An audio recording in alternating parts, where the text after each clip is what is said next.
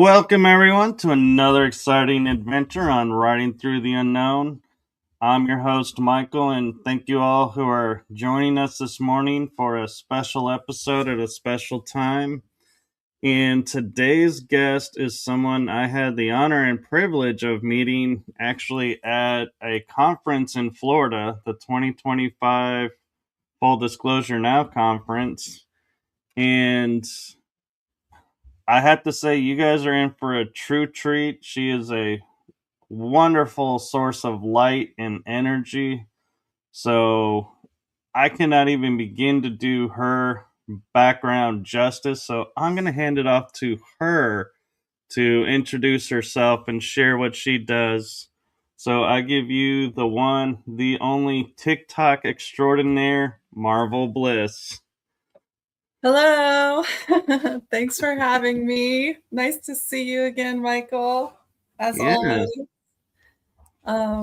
So my name is Marvel Bliss. My real name's Stephanie, but most in the community know me as Marvel Bliss. So essentially what I do is I'm a soul midwife. So I'm a birth doula, death doula, striving to be a sex alchemist right now. And what I do is I am very good at kind of illuminating pathways for people for spiritual evolution and transformation. So what I do is basically I mix comparative mythology, theology, religion, astrology, astrophysics, you name it. I have very wide, in-depth knowledge base that I kind of pull from and universally kind of tie everything together so people can see a pathway of enlightenment, I guess you could say, or evolution. But it's I'm very much about alchemical soul transformation and just getting into the highest unlimited blueprint that we can get into in our embodiment here on Earth. And also I work that up to a celestial level as well into the stars. So it's pretty cool. I love it. That's amazing. And I will be totally honest, I heard of and I know about death doulas, but I have never heard someone use the term birth doula. Yeah, so it's essentially a midwife, but I'm not actually doing the doctor's job. I'm essentially just there as a supportive role for both mom and dad and making sure that their birthing plan goes as suit, because sometimes, you know, when you're in a hospital facility, things can gotta kind of go haywire. And so mom and dad don't stress out. I'm there as an advocate to make sure what they want actually is stuck with, because we all have heard horror stories about the birthing process. And I like to illuminate more so in getting parents back in the home for home birthing, as well as some helping with ancestral healing with the birthing process, especially for like Native Americans and African American descent, because there's a lot of ancestral woundings when it comes to these generations, and it's held on both cellular as well as now in the physical realm. In these hospitals, they get treated a certain way, and I'm here kind of to help guide and clear it and get people back in the homes for home birthing, so we don't have the medical industry complex doing damage to our children, because that process of birthing is very sacred. So I'm there as like a protector and a guide for the soul and for mom and dad. No, that's beautiful, and I agree. There's something to be said for, being born at home in the comfort, because, it's interesting, when you ask people, what if you go to transition on, what's your ideal way? They'll say at home in a peaceful way. But we never ask anybody, what's your ideal way to come into this world? Do you want to be brought in through, this sterile environment? And so the first thing that everybody sees are these white walls and like machinery around. Or would you rather be brought in the comfort of your home and knowing this is where you're going to be? Exactly. And it's like you said, it's the same for birth and death. Like most people want a comfortable and familiar environment, less sterile and less chaotic. You know, being tied up to a whole bunch of electronic equipment and being awoken off and on, and you know, getting medicines that maybe they don't want to be subjected to because it's the industrial complexes protocols, and some of which are actually more harmful than they are good. So yeah, it's just all shedding light on that system and helping people navigate and set up not only birthing plans but death plans as well. Because what I've also found is a lot of families tend to get split apart during the death process because they don't have a plan in place. And once you lose the glue of the family, you know, sometimes families fall apart, you know, siblings won't talk to each other anymore. It's actually something that I hopefully can help people to avoid altogether and keep the family unit alive during the process by go ahead and helping them with setting up plans for the estates and having all the documentation in order. That way everything runs smoothly and they just have to focus on being there with their family and helping them transition, you know? And you bring up a really good point too, is, when my mom was in the hospital, and I remember when I was in the hospital, you're in there to recover, and the best way to recover is rest. And they deny you that rest because they come in every 4 minutes having to check this, having to check that.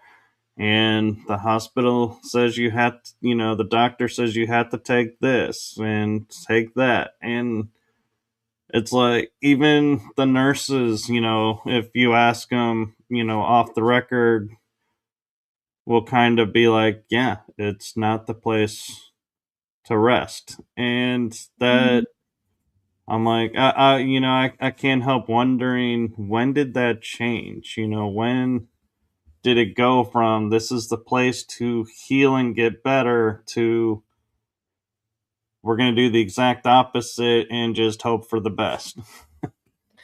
Yeah, well, it happened a while ago. And that could be a whole nother show. We could talk about how not only in the birthing process, but the death process, how it evolved into this, what it is now, and just see the timeline of events that happened that we are now in. Because, you know, we all are aware of what happened in the education system. Well, that kind of process also happened with our medical complexes too.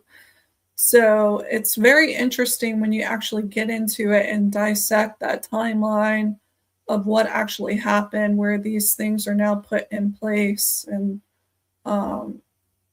it kind of evolved from what you were saying into what it is now. So, Right.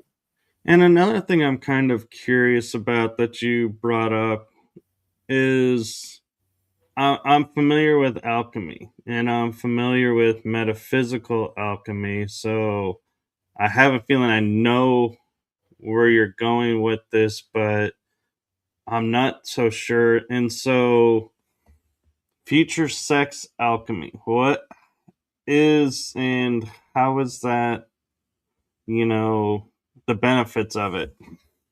So, again, this is all about transformational energies. So that's my specialty.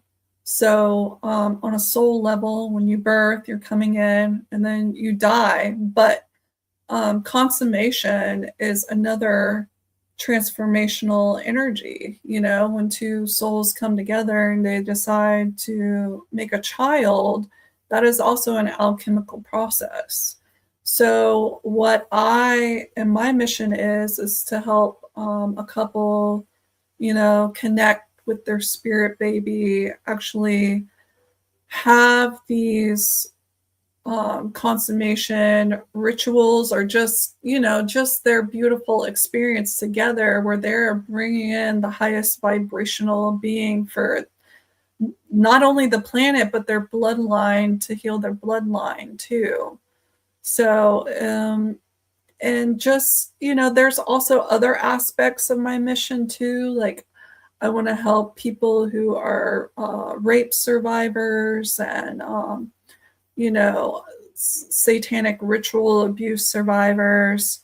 From speaking from my own testimony, like it was very hard for me to actually stay in body during sex. And when you do that, when you disassociate, you become open to entities and stuff like that. So I really want to help people understand the spiritual aspect of it. But it's all about the transformational process and actually holding source energy between the two couples as they're making love, so they can actually bring in the highest frequency child when they are um, you know, trying to create a baby.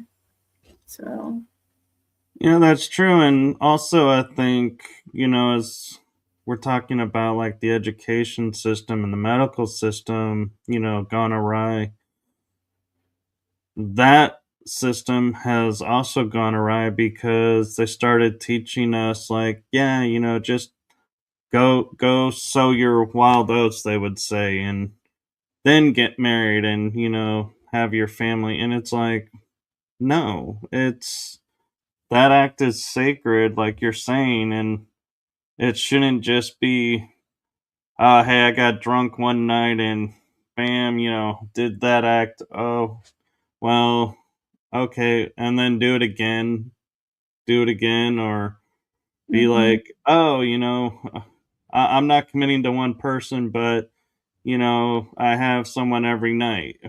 It's like Right, different. It's like, what are you doing? You know, it's like you're throwing your sacred essence away. And right. Yeah, exactly. And, you know, like, I'm not apart from that either. Like, we grew up with this programming through television, through media, like, you know, and we're literally programmed to be like, okay, this is how this works, when really it doesn't. It's so much more deeper, more profound than that. And some of us don't get the exposure to that profoundness until later on in life. And then again, here comes Sex Alchemy to help kind of unravel those past experiences and get that out of the body, get it out of the cellular memory, and move it more into a divine state of being, you know, and understanding.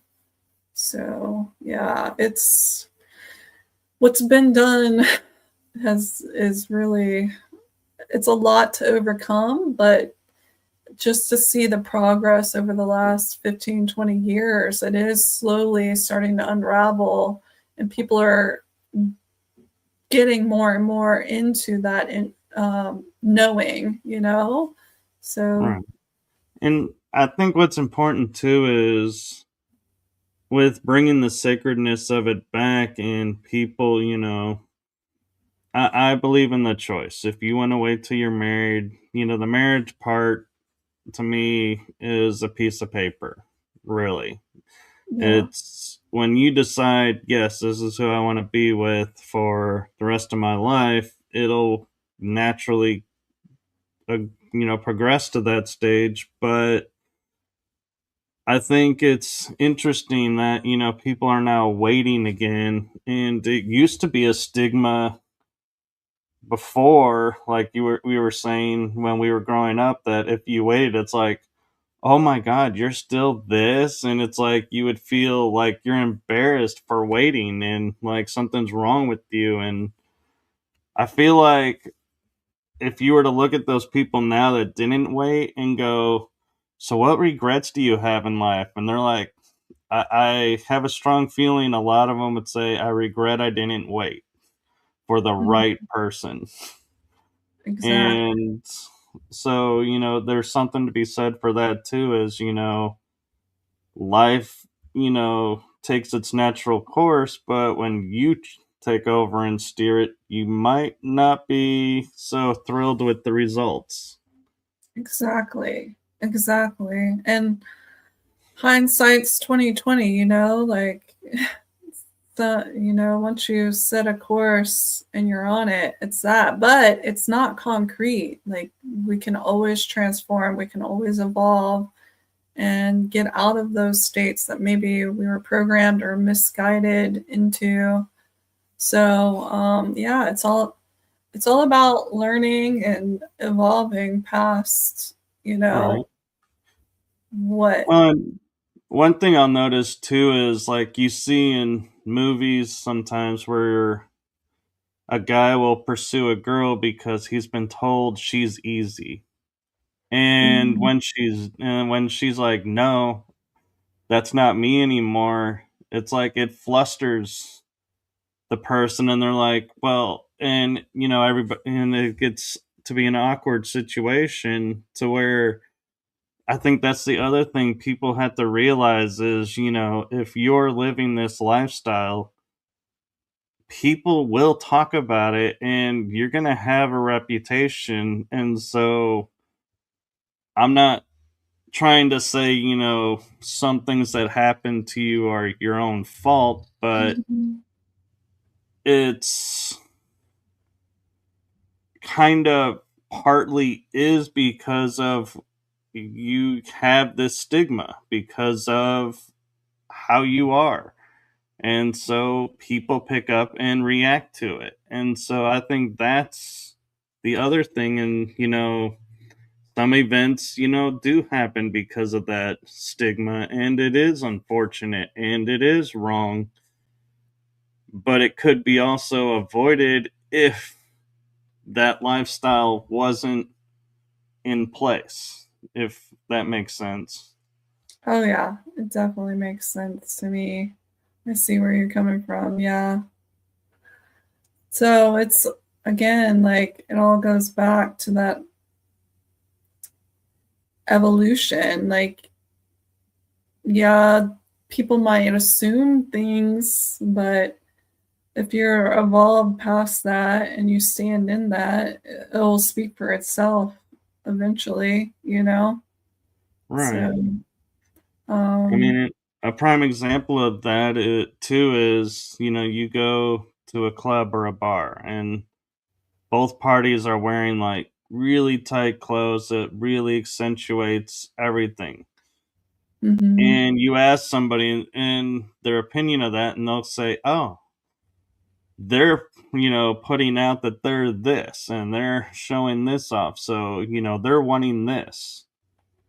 When yeah, it could be that's just the outfit they like to be in the club with, but the visual stigma relates something else. And I miss the world where we used to be in, to where if we'll take an example, a female walked around with a short mini skirt, people would be like, oh, nice legs, that's a nice outfit. and that's it. Now, because the outfits, have changed, now it's, oh, is she, one of those that works at night, or, different stigmas to it. And I think that's unfortunate, but again, it's you're portraying yourself in a certain image, and so you kind of have to take what that image could be seen as your choice. You chose that outfit. Nobody forced you to put that on. Yeah, exactly. Well, outfits are a tricky thing. I'm like one of those people, like, I'm gonna be that 80-year-old grandma that's like wearing whatever the hell I want, Like I'll be in the crop top and the booty shorts, and with Uh-uh. the sequins, But it just goes back to other people's projecting onto you, right? Like they want to assume by the appearance that you're one way when really like you could be walking divinity that's looking like trash. It's like those hidden angels that are in homeless people. People judge homeless people all the time, and they're like, some of the homeless people I've met have been the most beautiful angels in disguise. So it all comes back to like unwiring these thought process that humanity has kind of been programmed into. Like when we look at something, is it really what we're looking at? Like that's the material plane, but are you looking past that material aspect of what you're looking at into the heart of the person and the soul of the person? Or are you just strictly like focused on like this sensation plane? You know what I mean? Like, I and do, just actually. bringing awareness back into that, I think is important, very important for us, because we only look at it from like a sensation kind of view and not like a heart kind of resonance with people. Right. And one thing I think that even I find it in the spiritual community that annoys me a little bit is you're told you're either sacred masculine or you're sacred feminine. Mm, And in doing that, you're taking people back to their primordial state of, okay, if I'm the sacred masculine, this is my role. If I'm sacred feminine, this is my role. Where in reality, the roles are intermingled and intermixed, but you only achieve that when you're in balance of both. And when you're in balance of both, like that's where I try to be, as much as I can be. You start to like witness, people and going, I can see the way you're looking at that person. You are too heavily on one side of your scale, and there's nothing wrong with what that person's doing. And you don't see the stigmas and anything. It's like you're saying, you've kind of risen above and see them for who they are, but it also though has the detriment of when you react that way, then people start judging that you're this or you're that. And it's like, no, that's not me. I'm not that.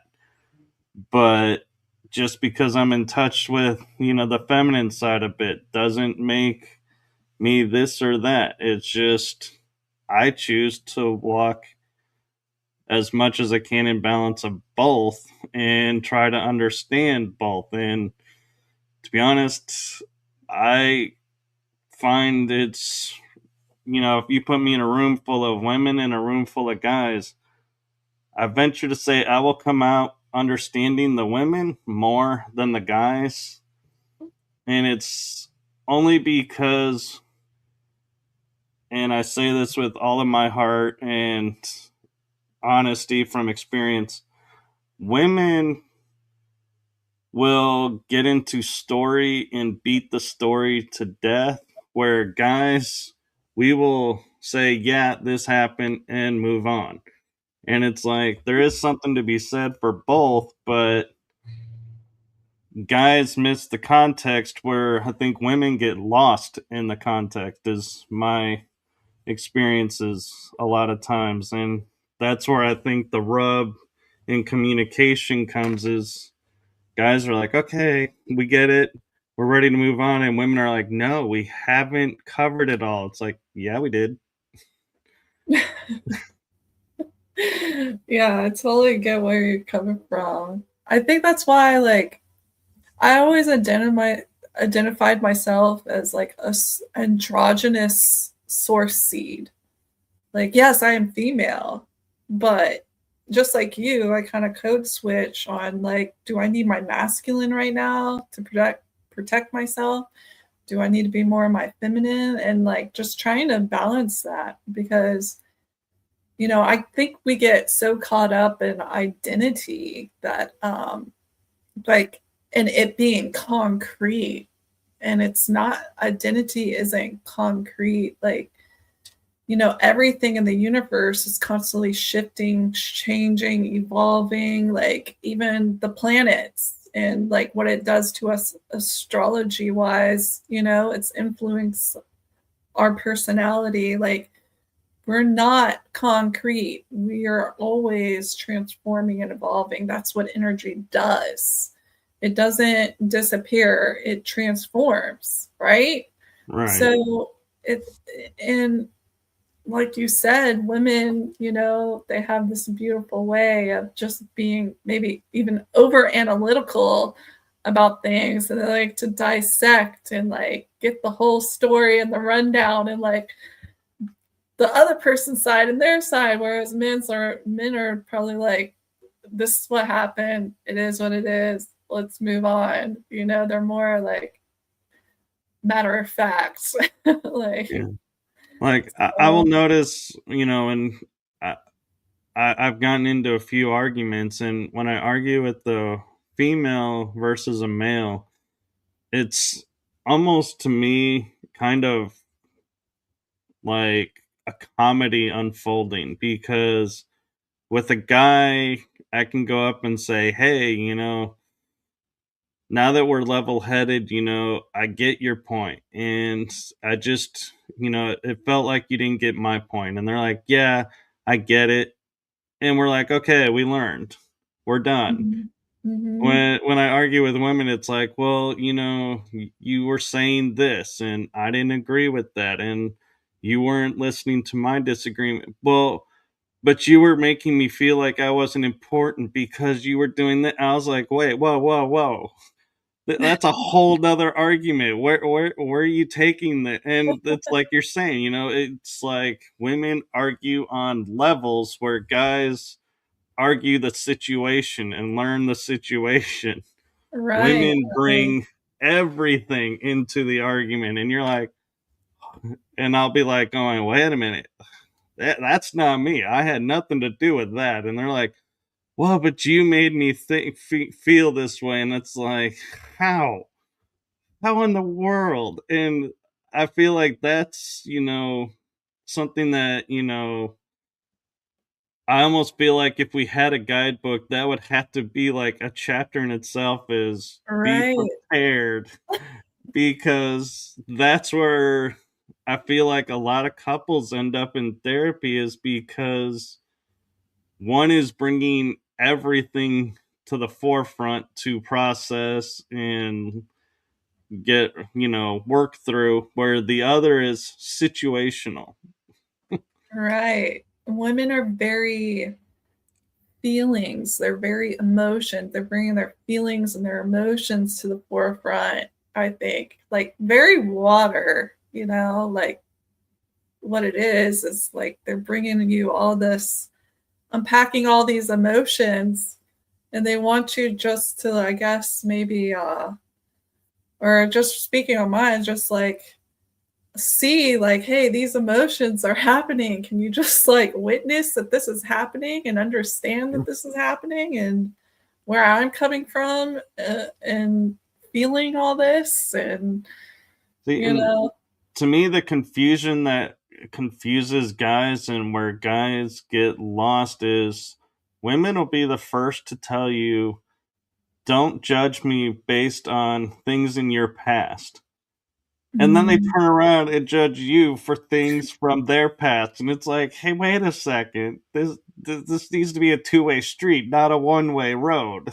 right, right. Yeah, that's another thing is those wounds, that trauma that gets in on a cell level in your body and even on a mental level, and just going in and kind of unprogramming it. And sometimes it just takes the right man to like sit there with them and actually like help them move like trust issues, boundary issues, just like sometimes it just takes the right energy to sit with another person and help them work through unprogramming those traumas and stuff like that. Like we all come with our own issues, right? Like Right. even me. So yeah, like I think it's about finding the right alchemical partner that's like a good pair for you, and somebody who's willing to work through things and point things out, but not like in a critical way, just like, hey, like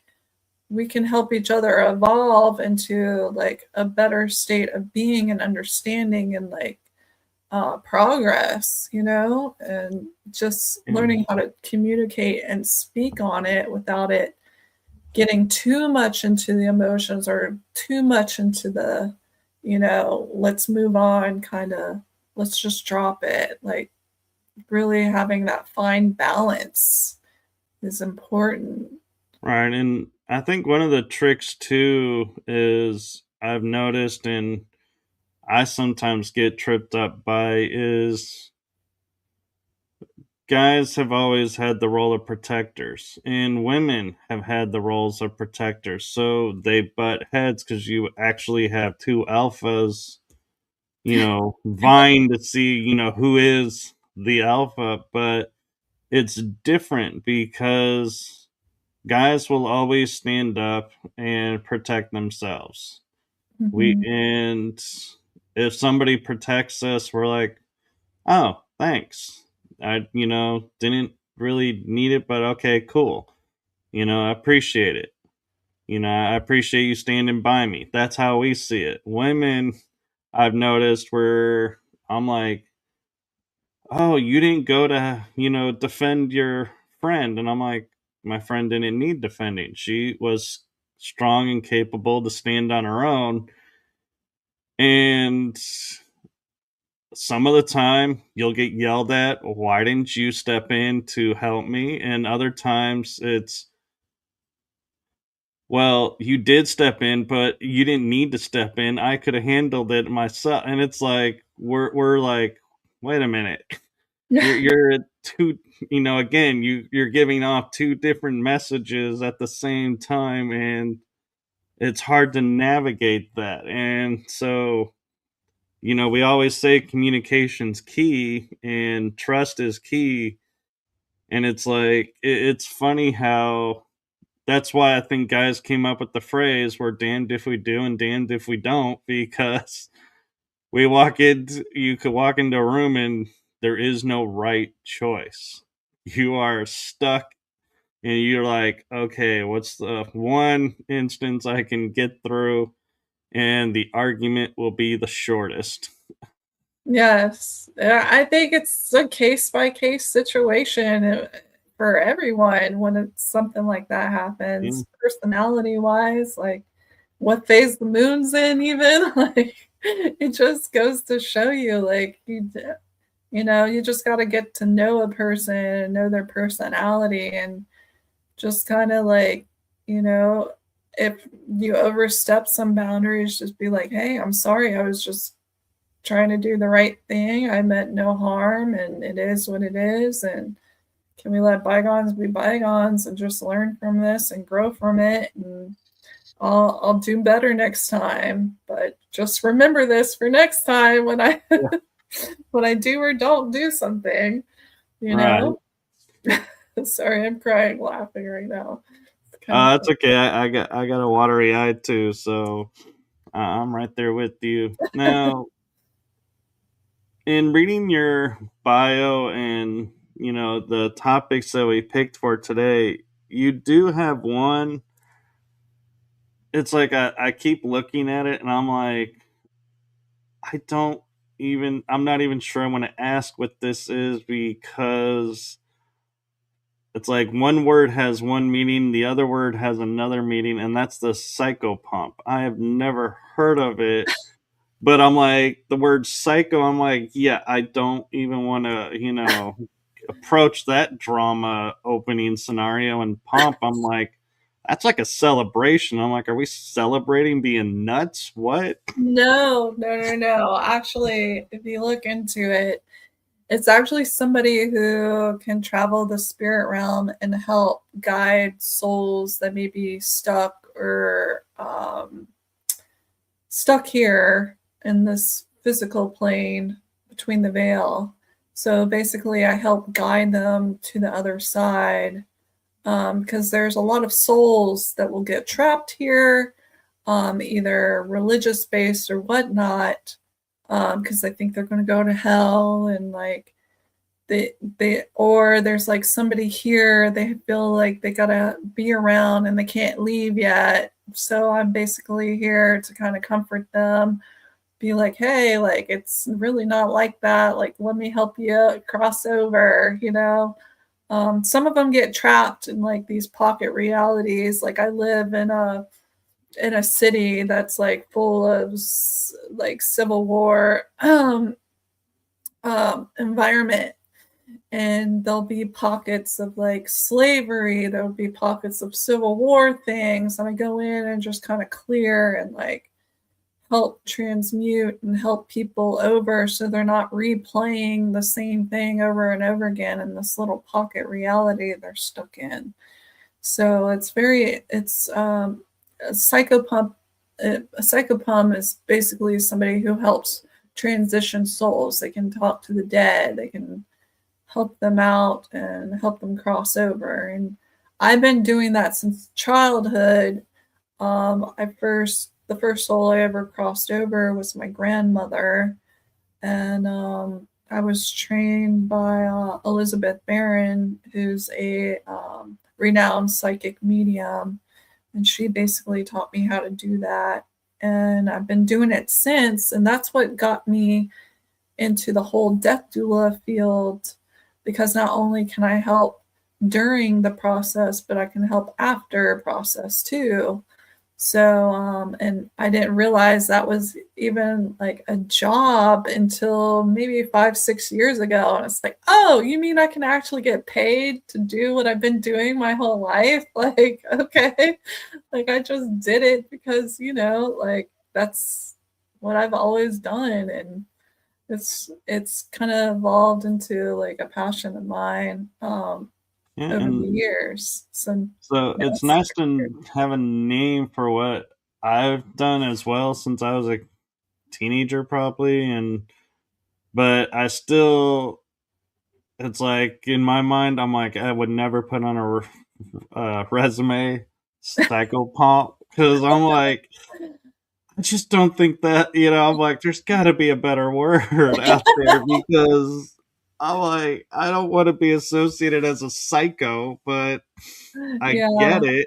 And it's nice to finally know a term that if I say this is what I do, people understand. But it's like, yeah, it's not a term you want to go and say to a group of yeah. friends in the That word mainstream and the world. death doula word gets like people are like, what? What's a death doula? It's like, well, and I have to explain, well, it's basically like hospice, except I help before, during, after. It's the same thing. Like people Yeah, they're kind of like anything taboo, people get really like caught up on. I've noticed they're just like, oh, like some people are not comfortable with like death at all. Like you'd be surprised how many people just like try to avoid it, like it's not even a thing. oh, Like I it know. scares them. And really, it's just another beautiful process, except, people, it is what it's a taboo, Yeah. birth, sex, death, all of that's taboo.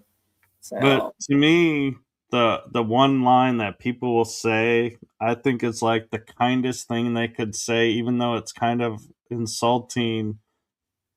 And the reason I say it's the kindest thing because it tells me I need to veer off right now and change the topic if to keep civility before this turns into a huge argument is when they go, "Oh, you're one of those." It's like my mind goes, "Oh, yeah. You're mainstream. I'm not. Change topics. Let's, we could stay friendly. Let's just drop it and, change topic." And it's like a flag for me going, "Yeah. Okay, this is what we have to do." To yeah, yeah, where and and I know they're meaning it as an insult of, "Oh, you're one of those people." Like, oh yeah, but it's actually a blessing because it's like, yeah, now I know where you are too. yeah. It just gives you an opportunity to like broaden their horizons a little bit. Yeah, and what I say to people with like my shows is, yes, I do challenging topics. Yes, I do kind of fringe topics sometimes, but I just want to plant the seed, and whether they allow it to grow or just stay as a seed is up to them. But my job is just to put it out there, and the people who see it, they'll do what they need to do with it. That's not on me. Exactly. And some people are like, "Well, but you're the one promoting." I'm like, "No, I'm not promoting it. I'm just sharing it." If I was promoting it, I would be like, okay, today's, episode, we're focusing this. And the next episode, we're focusing on this aspect. That would be promoting. I don't do that on my shows. There's a Right. little difference. And so I just, yeah. And I like how you say, time bender too, because I'll be like running a few minutes late and I'll be like, "Oh yeah, let's bend the timeline a little bit so I arrive on time. How about it, guys?" And I will, and I'll be on time. Or I feel like I've left 10 minutes late, and I'm like, "There's no way I can make up 10 minutes." And I'll call the people, and I'll be like, "Yeah, I'm gonna be late. I'm so sorry." And they're like, and I'll show up on time. And they're Yeah, like, yeah. "How did you get here on time?" I'm like, I guess I, bent the timeline is what I'm saying to myself, but I'm like, I don't know.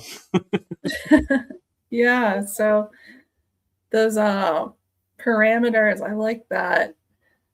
Well, it's all about intention. Sometimes like we get pulled off the timeline for a reason. Like I can't tell you how many times like I'll need to get somewhere and my keys go missing, right? And it's Oh like, yeah, and then later in line, good thing those keys went missing because there was a wreck that just happened. Like, sometimes we got to look at the hiccups, like divine intervention. yeah, That's how I look at it. And like, if there's like something on the timeline, the sun in alignment, it's going to work out itself out. But that's cool. You just set the intention out and everything works out the best how it's yeah. supposed to.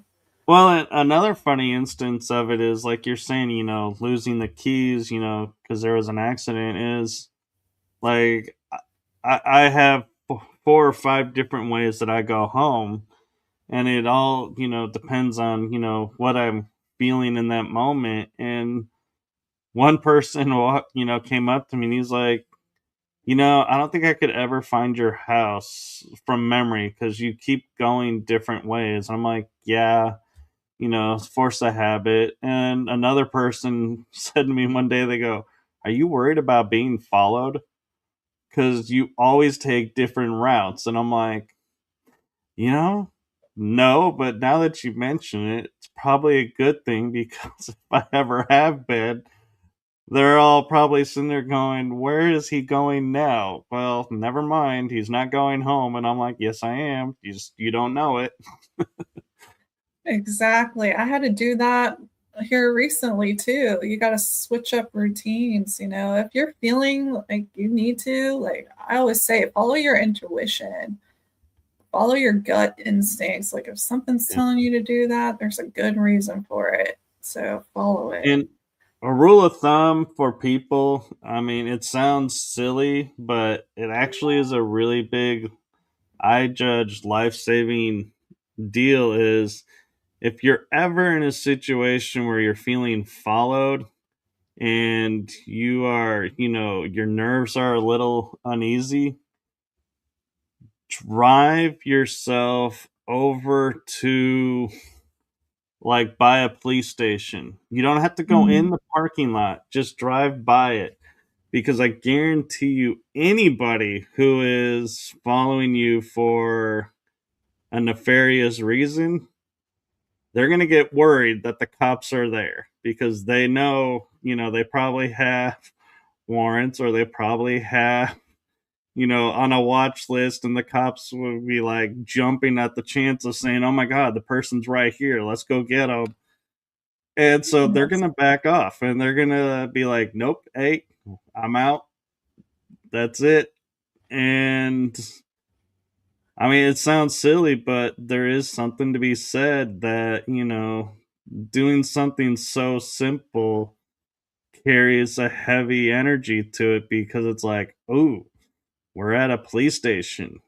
Not a good thing. Let's change and let's abandon."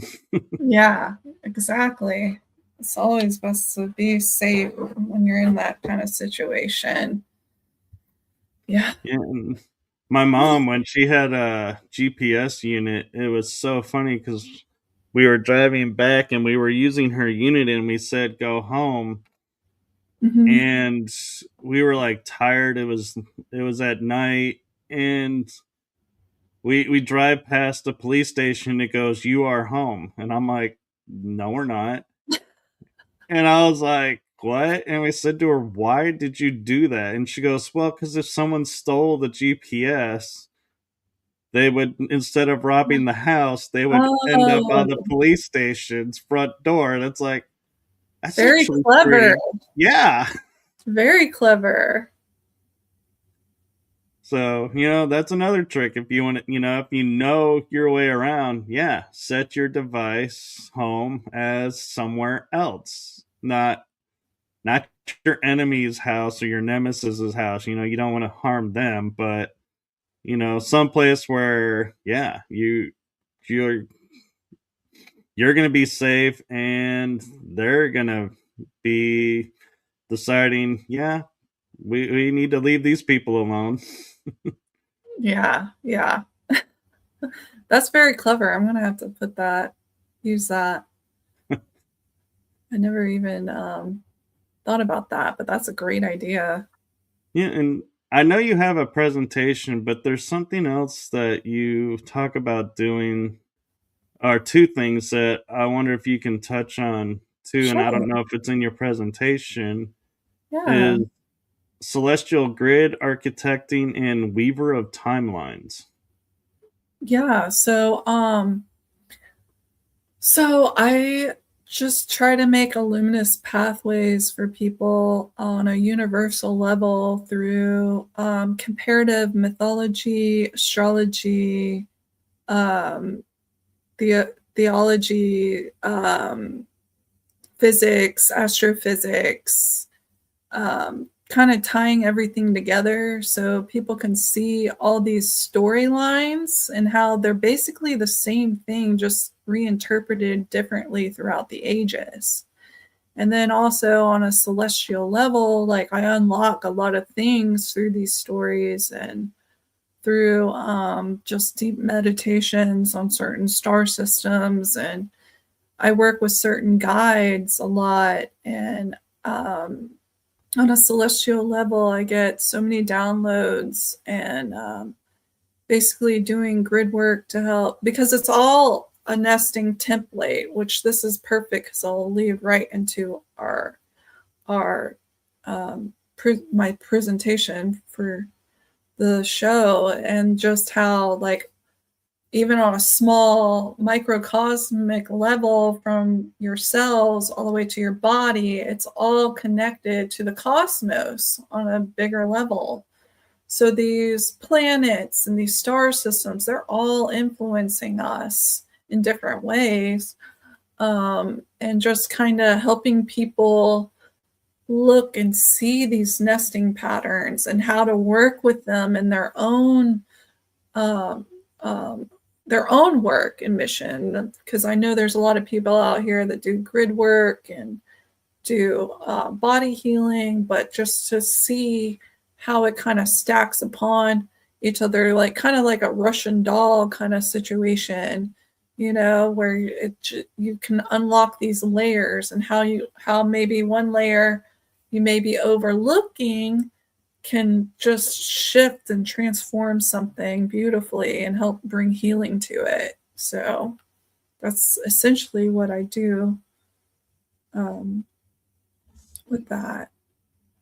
No, that's amazing, and it's time for that, because we're living in a world where, I believe Mandela effects have taken a whole new level, because we're all merging timelines, and that's creating, like, we almost need like a time force that can sit there and go, okay, your timeline is now going forward here, your timeline's now going forward here, and eliminate, the people that are like, what do you mean the moon is up during the day? The moon is never up during the day. It's the nighttime star. And you're like, oh no, the moon is now up during the day. So you are now on this timeline. It's like, oh, and it'd be like nice to have, like the time force that'll sit there and go, okay, you come from a time where this is the reality.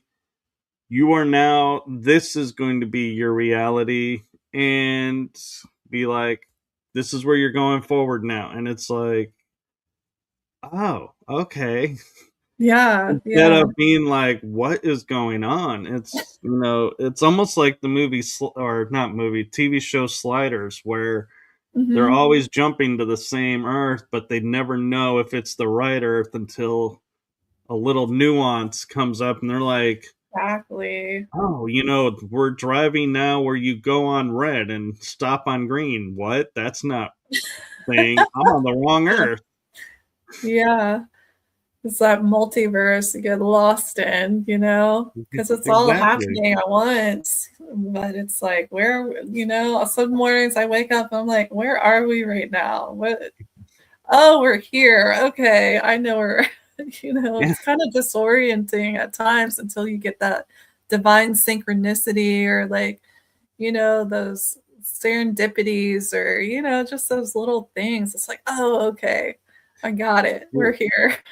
And I have to say, my heart goes out to the couples that are in relationships where one party is viewed as evolving themselves and the other party is following the mainstream narrative and staying where they are, because the one that's evolving, I have a feeling a lot of fights come up because their timeline has altered so many times where the other person's hasn't, and they have to figure out where, how is this now going forward. Yeah. Yeah, it can be difficult, especially if they're not even in that awareness yet, uh, and they're just being opened up to it. So Yeah, sometimes we help them catalyze those processes, which is nice. Or, as long as they know how to navigate it. right. And I was talking last night with Anchor Haven. She's in the UK, and we were talking about, there's different facets of our realities now where people are adapting faster than we did. And it's like, well, they are, but they're not in reality, because they are adapting faster because they have us that are talking about it, helping them grasp it and able to accept it, move forward. Where when we were growing up, we didn't have that. We didn't have the internet. We didn't have podcasts. We didn't have friends that you could talk to about this. And Right.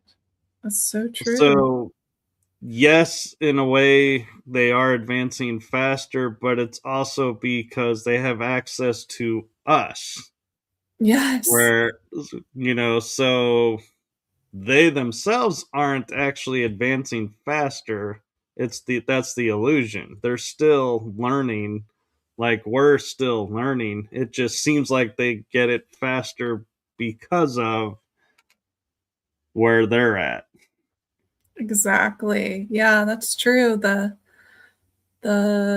internet and podcasts and all that have really helped the evolution of the community to not only grow but just help it evolve faster. That's definitely what I've seen over the past 15-20 years, because Yeah.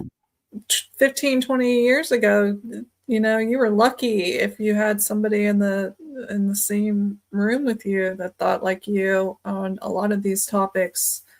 And then now it's like it's more prevalent, and if it's not local, there's definitely a chat group or a group online that has it where you can like mingle and interact with these people. So it's very nice. It's refreshing. It's great to Yeah. see and know that people aren't alone in that, and have guidance and have help through, because I know through my awakening, although I was always awakened, but obviously, you think you're awake and then there's another layer of awakening and another layer. But it's like, it's great to have those people that you can like just kind of be next to and be like, hey, I'm going through this right now. And it's like, oh, yeah, I've been there before. Just, you got this. Keep Yeah. going, and Exactly. here's some resources, if you need them.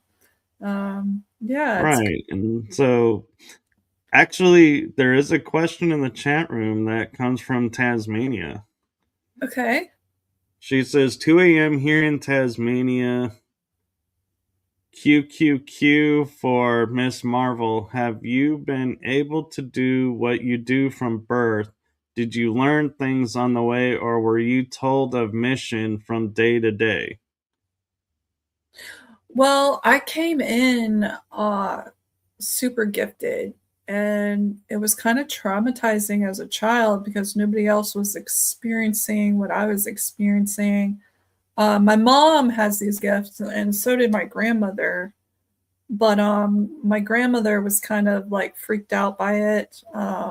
My mom, she was more open to it, and she kind of helped me get to people to kind of get my skill sets kind of refined, I guess, and really like learn not to be afraid of it. Like, this is actually a gift. It's nothing to be fearful of, and how to protect myself, especially going into middle school and stuff like that. And the hormone changes and just, yeah, got really, really intense there as a girl.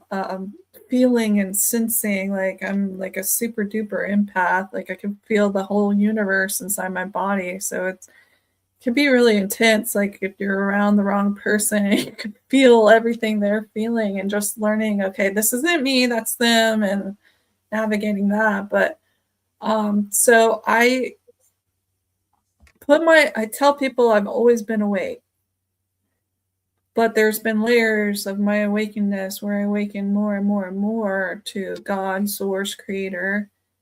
I put myself to sleep twice. I tell people this, and it was mostly for self-preservation purposes because, you know, people like us were kind of hunted and sought out and targeted. So during certain periods of time, I put myself to sleep. So the last time I put myself to sleep, I got really, really sick. I was in ICU for a week with kidney failure.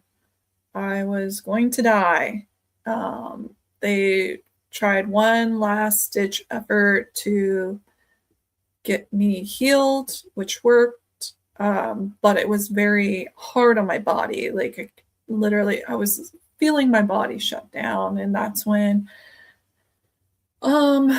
these beings approached me, which I could always see through the veil, but these beings approached me and they basically told me, like, hey, you can either stay here, finish your mission, or you can come with us and we're just going to send you right back.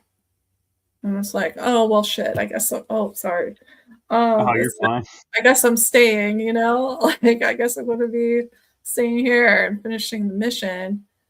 And so that was my last like near death experience, although I've died several times since then, like in a shamanistic like understanding.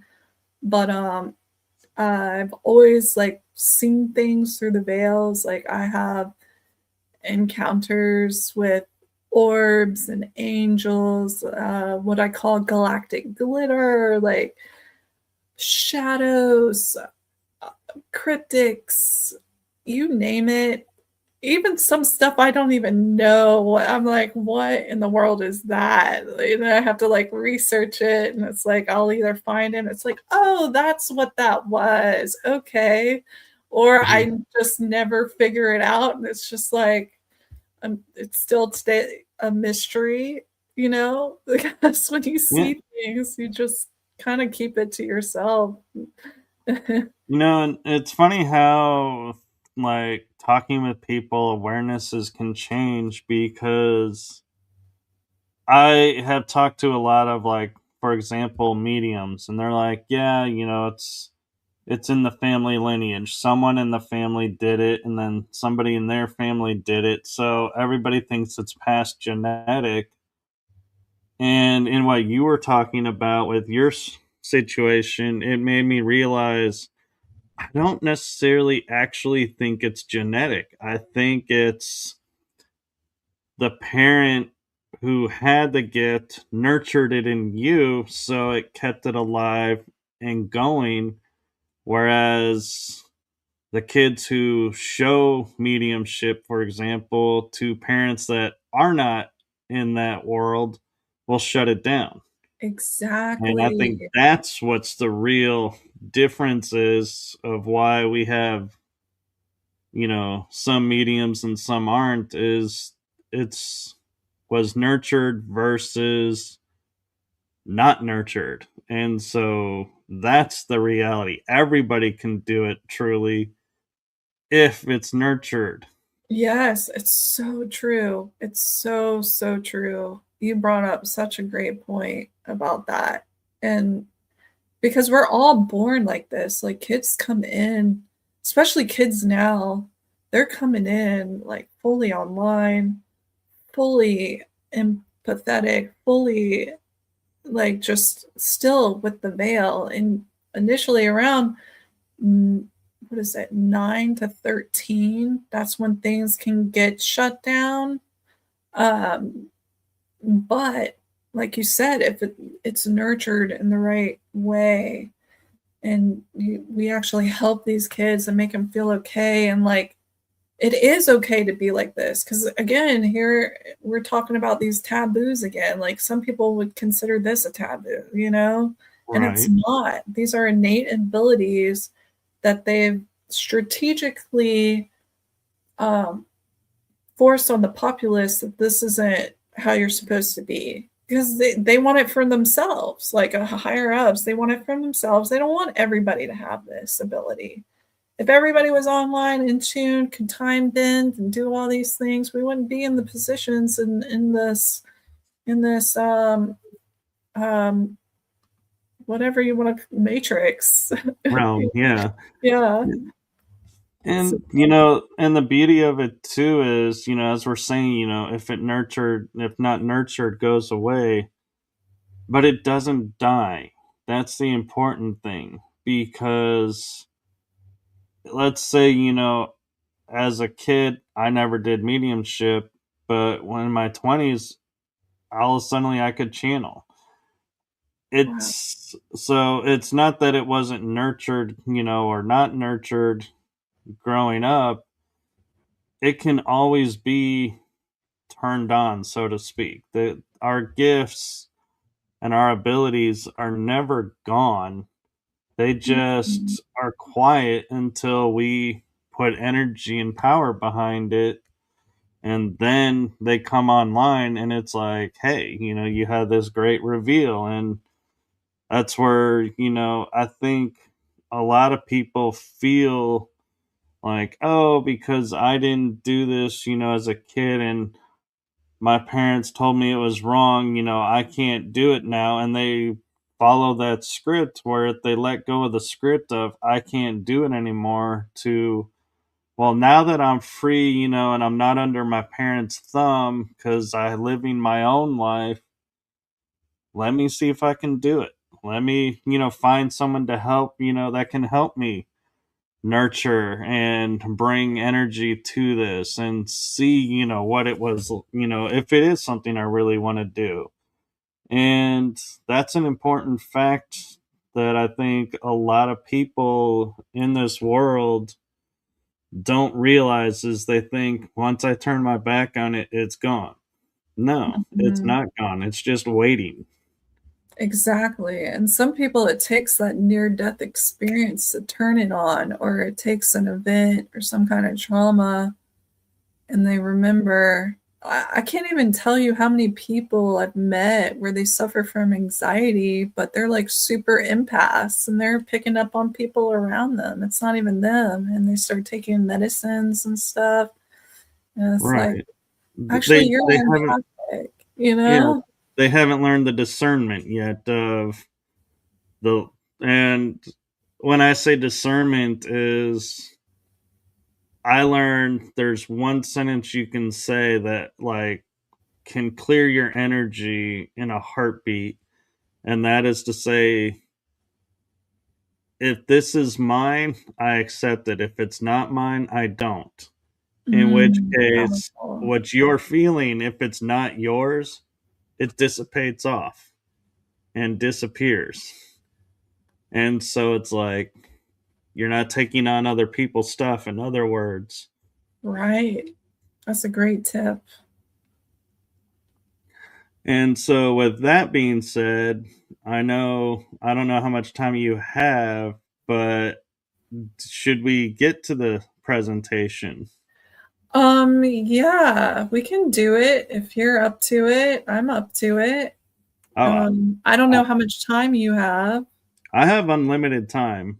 Well, I say that I have an appointment at 3 o'clock, but it's only 11 here. So, in other words, that's why I say unlimited. Is you don't have to worry about, oh, Okay. he's got 10 minutes. It's like, yeah, no, I got an hour, but I'm sure you have commitments too, and so that's why I say, yeah. Well, I'm actually free today. I made sure that today was free so we could do this.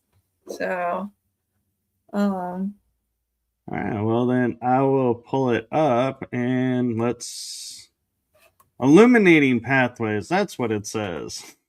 yeah. Let me get back out here. Okay, so this is um kind of what we spoke on earlier, nesting patterns from the micro to the macro, as above, so below, as within, so without, as the universe, so the soul. So I just want to remind everybody that like things operate in this manner. It's all nesting patterns. So if you're trying to heal something, you might need to take it down to the macro, or you might need to take it up to the down to the micro, and then back up to the macro. So I'm just here to illuminate some pathways and also use comparative mythology to kind of unlock some ancient remembrances, at least from my perspective. And you don't have to agree with me. Obviously, use your discernment. I'm just here to kind of help maybe activate something within you that maybe you could utilize, or maybe it will send you down another luminous pathway of your own. So again, you don't have to take what I say as the way it is. Just just give me the just let me show you. Right. Essentially. Well, and I like how you're saying, micro to macro, because I think that's, you're looking at it in the world in a way that most people don't. Like, most people don't sit there and go, we'll use terms like, oh, you're micromanaging, or, oh my gosh, you're looking, this thing in the macro. And it's like, we sit there and we're like, we don't even know what we're saying, because we're just so used to the language that we don't think about what we're saying. Exactly. A lot, we lose the smaller things, and sometimes we lose the bigger things too. Like, I'm talking like on a subatomic and nanoatomic level, and it's not big enough for us to really have it in our visual, or even like on a bigger level, like a super massive black hole out in the middle of the galaxy. Like, it's all about bringing the big and small into the awareness. Right. So, And another way to look at it is, like we were saying earlier, with how men and women see, situations, is men are more of the macro. We look at the big picture. Women are more of the micro. They look at every minute detail. That is so true. That is that is great. I like that. So this is kind of what led me down this certain pathway. Basically working on the Tiamat consciousness through the healing. So I often like go into shadow realms, and I reverse engineer, or I try to find pieces of light and bring it back to the surface and kind of weave these luminous pathways for people. So this is where we're going to start our luminous pathways. If you're familiar with the Oceana Dean Guardian material, this is kind of going to play into that a bit, as well as comparative mythology. And so we're starting out with Our Lady of Sorrows and Jesus. Okay, and Our Lady of Sorrows is Mary, who basically carries the seven swords of what happened to Christ.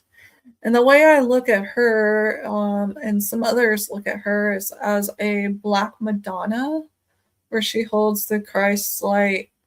So from my perspective and my interpretation on a universal level, she is actually the Manu field holding the Krystic light, or the divine blueprint here. So let me see if I can open this up. So if this template, the 12 tree, 15 tree template, is the divine Christ light, she is that Manu void field that is holding the Christ light.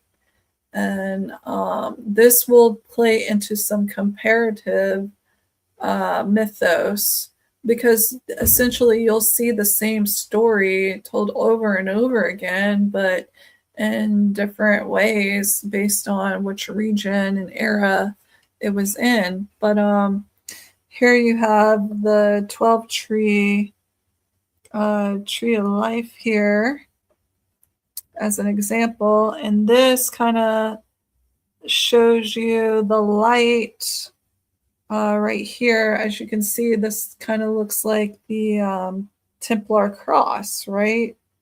Well, Right. the Templar cross is actually the smallest unit of light. It's a photon. Hold on, let me see if I can get this out.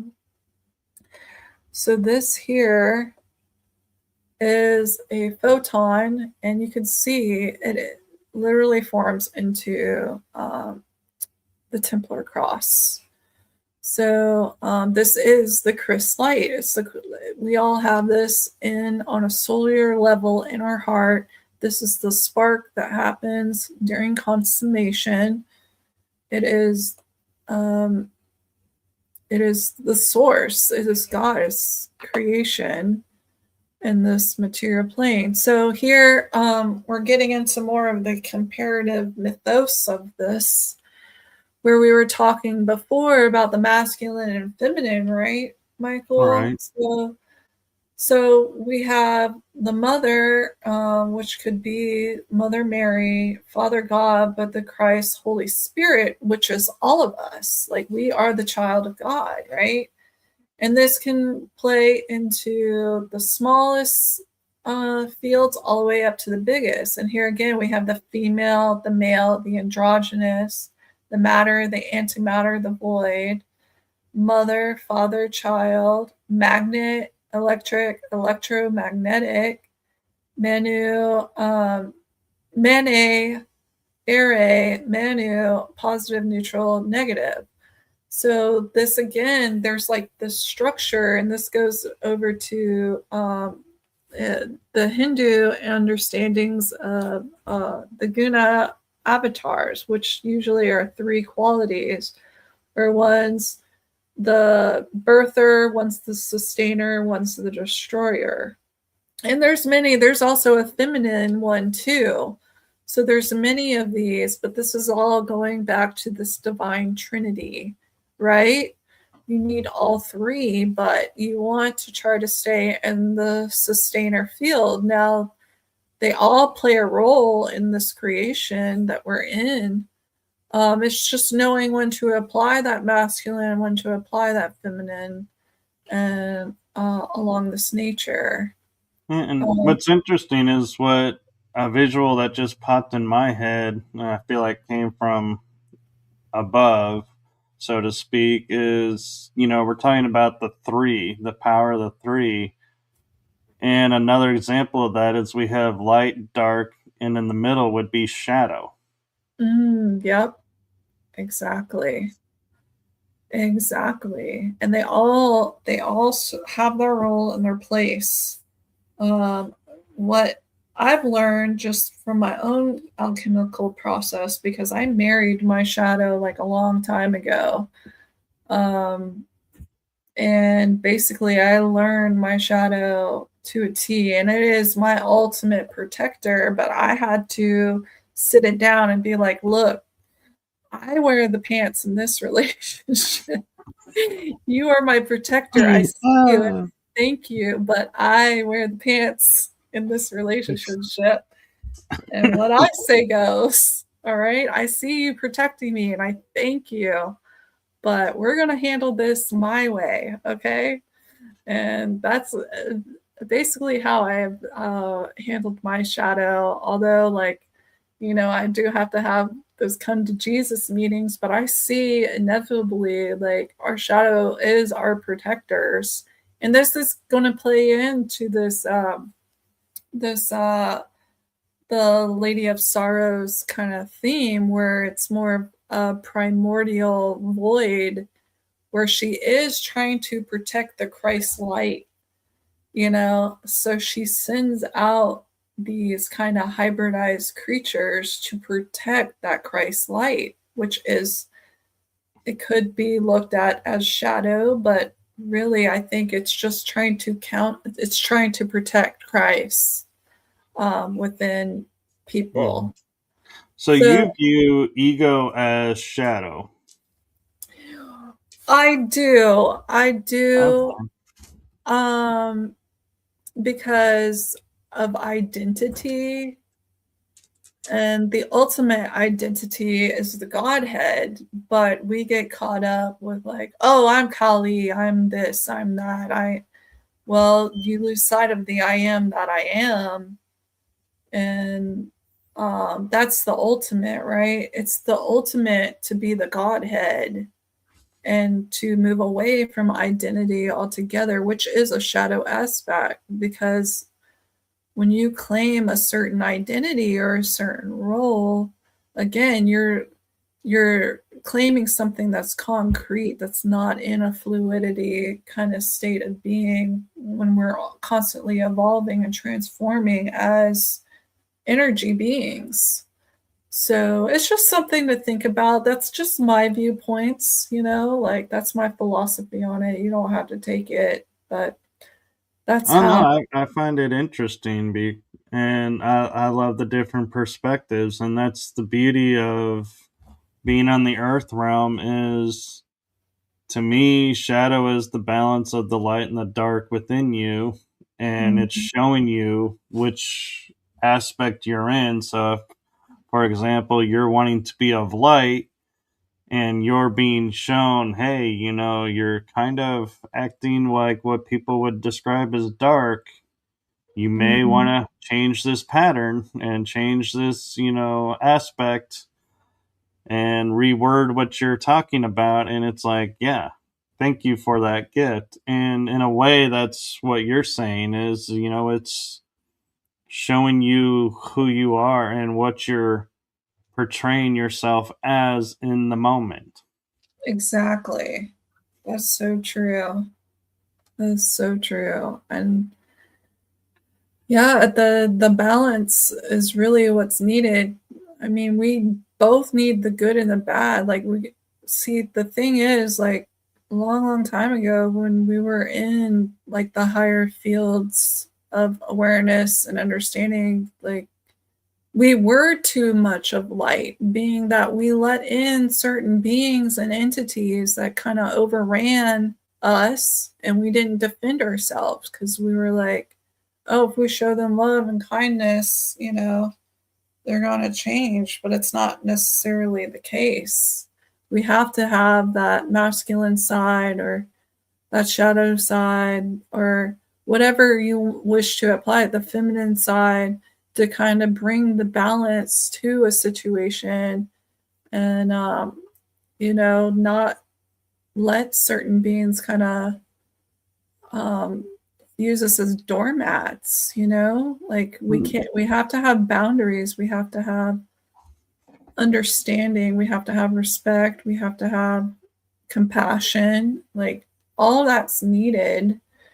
But it's just fine tuning the balance between those aspects of the Trinity. Definitely. Right. And one way, it's like you were saying, with, the situation of, putting light into a place of, where you feel like it's missing, you have to be cautious because if you're doing it out of your authenticity, it'll be received well. But if you're doing it because you feel it's obligation and duty, Mm, then it may not be received as well because your intention is not matching the situation. that is true too. And that, I think that would play into kind of the ego a little bit, right? And those Right. identities and the roles, um, that we feel we have to be, portray, or whatever. Like an Um, example is, I walk up and I see a homeless person on the street and I go, hey, here's $3. And I mhm. walk on. That is me authentically saying, hey, I just want to help you. And I hope this helps you. But if I go up and I'm walking, along and in the same scenario go, oh, there's a homeless guy. I really need to give, him something to help him because, that's the right thing to do. You have altered your authentic self because now you're doing it because and not doing it out of. Right. That's so true, Michael. That's a good point. That it really is. It's all about intention at the end of the day. Right. And they both seem like they're the right thing. It's just one is, I guess, in reality, one is coming from the heart and soul, and one is coming from the mind. And Yeah, so that's where the difference in why one is more authentic than the other is your heart and soul is your true authenticness because it encompasses the mind. It doesn't separate it out. so true. I love that. That's good. That's good stuff. Yeah.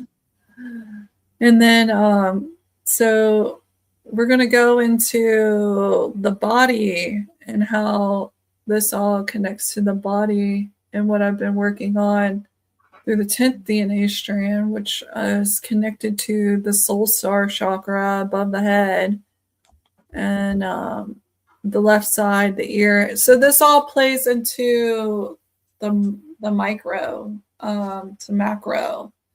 So basically, I wanted to draw the attention to the body and the certain energetic systems through the nadis, meridians, cheese. Like there's so many different names throughout different traditional practices. You know, some call it axonal lines, but this connects on a grander scale to the things because it's all a nesting pattern. So if it's out there in the sky on a celestial level, it's within our body. So I'm just trying to bring awareness back to that nesting pattern that we were discussing earlier from micro to the macro. Right. And so this is the Isis Egyptian scorpion myth. And this essentially can be looked at as well as Mother Mary, the Our Lady of Sorrows, okay? And in this comparative mythos, there's 7 scorpions. So a woman in rags came out of the swamp flaked with 7 giant scorpions and approached a magnificent mansion, begged for food, but the mistress of the house took one look at her dirty clothes and unusual companions and shut the door in her face. Little did the mistress know that the woman was no ordinary beggar, but most powerful goddess in Egypt. A woman in rags emerged from the swamp, flanked by 7 giant scorpions carrying a baby. She headed to the nearest village to beg for food. She approached the magnificent mansion, but the mistress of the house took. Oh, I may have repeated that. Sorry. Let's see. No, it's a little bit different. Yeah. Okay. The mistress of the house took one look at the dirty clothes and unusual companions and shut the door in her face. So he continued down the road until he came to the cottage. The woman there took pity on the stranger and offered her all she could, a simple meal and a straw bed. Her guest was no ordinary beggar. She was Isis, the most powerful goddess in Egypt. Isis was hiding from her brother Set, who murdered her husband and wanted to murder her son, Horus. Set was also a powerful god, and he was looking to help them. So, to keep her covered, Isis had to be very discreet. She couldn't risk using her powers, but it wasn't without help. Serket, the goddess of poisonous creatures, had sent 7 of her fiercest servants to guard Isis and her son. As Isis and Horus settled into their humble abode, the scorpions were enraged at how the rich woman had insulted their divine beloved. They all combined their poison and gave it to one of the 7, Tefin, or Tifin. In the middle of the night, he crawled into the mansion and he crawled under the door. He saw the owner's young son sleeping soundly and gave him a strong sting. Isis and her hostess were soon awakened by a loud crying, and they looked out of the college door and saw the mother running down the street crying, and she hugged her son. When Isis recognized the woman who had driven her away, she realized that what the scorpions had done. So she invoked like the spell, which basically neutralized the poison, right? And brought the Right. kid back to life, is essentially how it goes. But this is basically an interpretation of Mother Mary and her protecting Christ and using venom of these 7 scorpions, which could also be what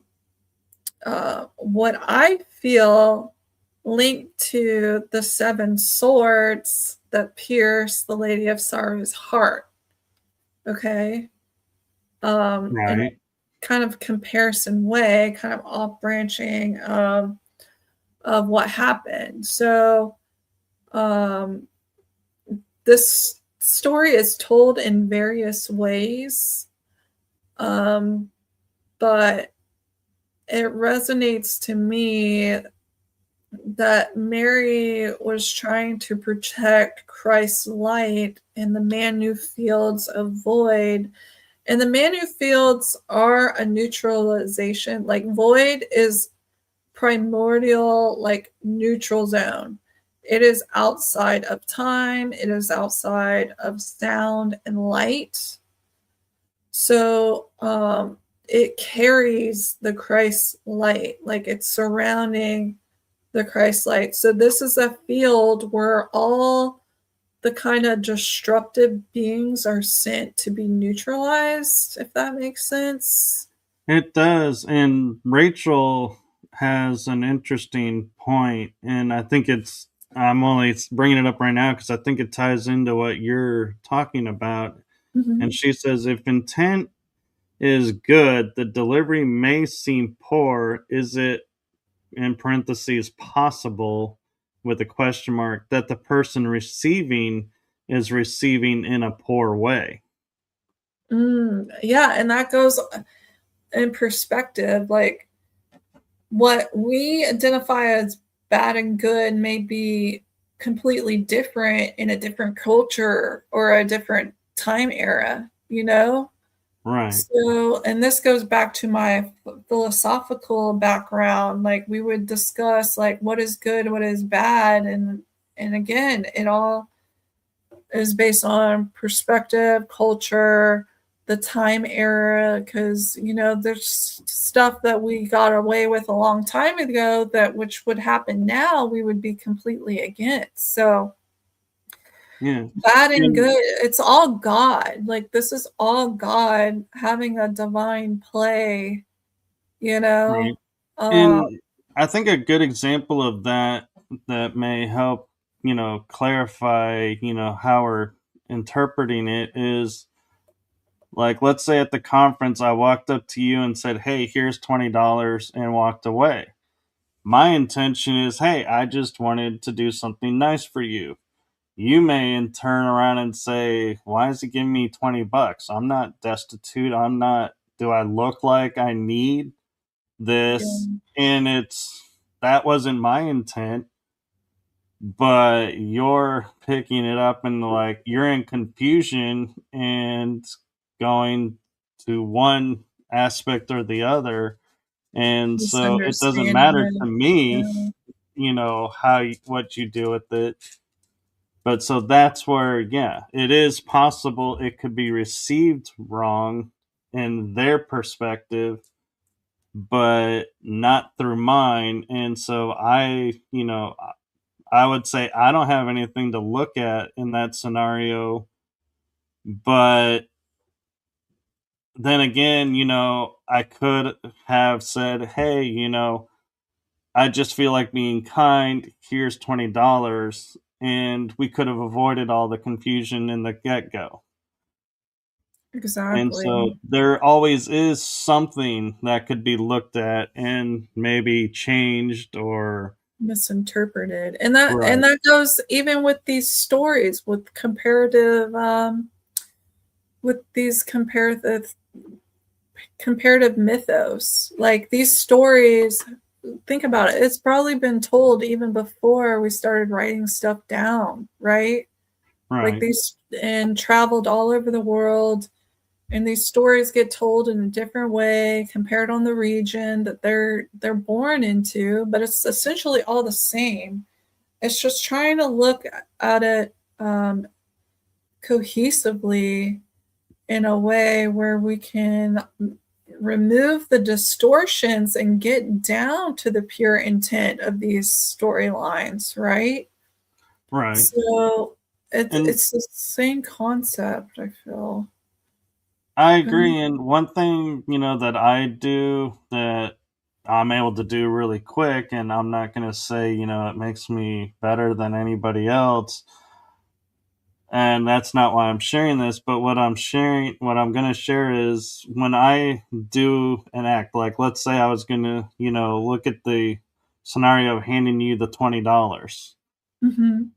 I step back, and before I even reach for my wallet, I am looking and going, okay, how can this be perceived? Why am I doing this? Where is this coming from? What, Mm, am I going to be, upset if she does this? Am I going to be upset if she does that? Am I attached to the outcome? Am I attached to the scenario? All of mm, these, you can look at, and I laughingly will say, I can look at all of that in a nanosecond and make a decision, and it looks like I just willy nilly walked up and gave $20 to Marvel. Well, in reality, I played out in my head all these scenarios and was like, this is for the betterment, so I'm going to do it. yeah. And how she receives it, she's going to play in her mind all these different scenarios and decide which one, is she coming from. And, she's a choice to say, oh, I feel like, Michael is, a really good person. He's, of the light. This must be a light gift. I'll accept it. Or, I wonder why he's, doing this. Maybe, later I should ask him. Or, I don't want to insult him, so I won't ask him. And that, is where we get hung up, is we start becoming attached to what is going to happen. And that's what we have to be careful of and look at and go, okay, and that's where I can go, hey, if I do this, these outcomes become nullified. So she'll know it's of the light and it's all right.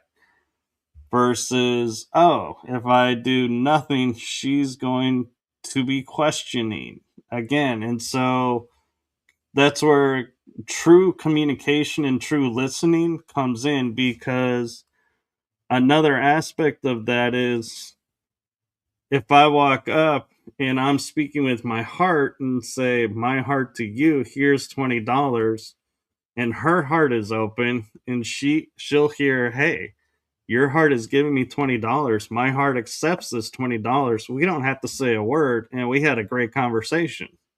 Right.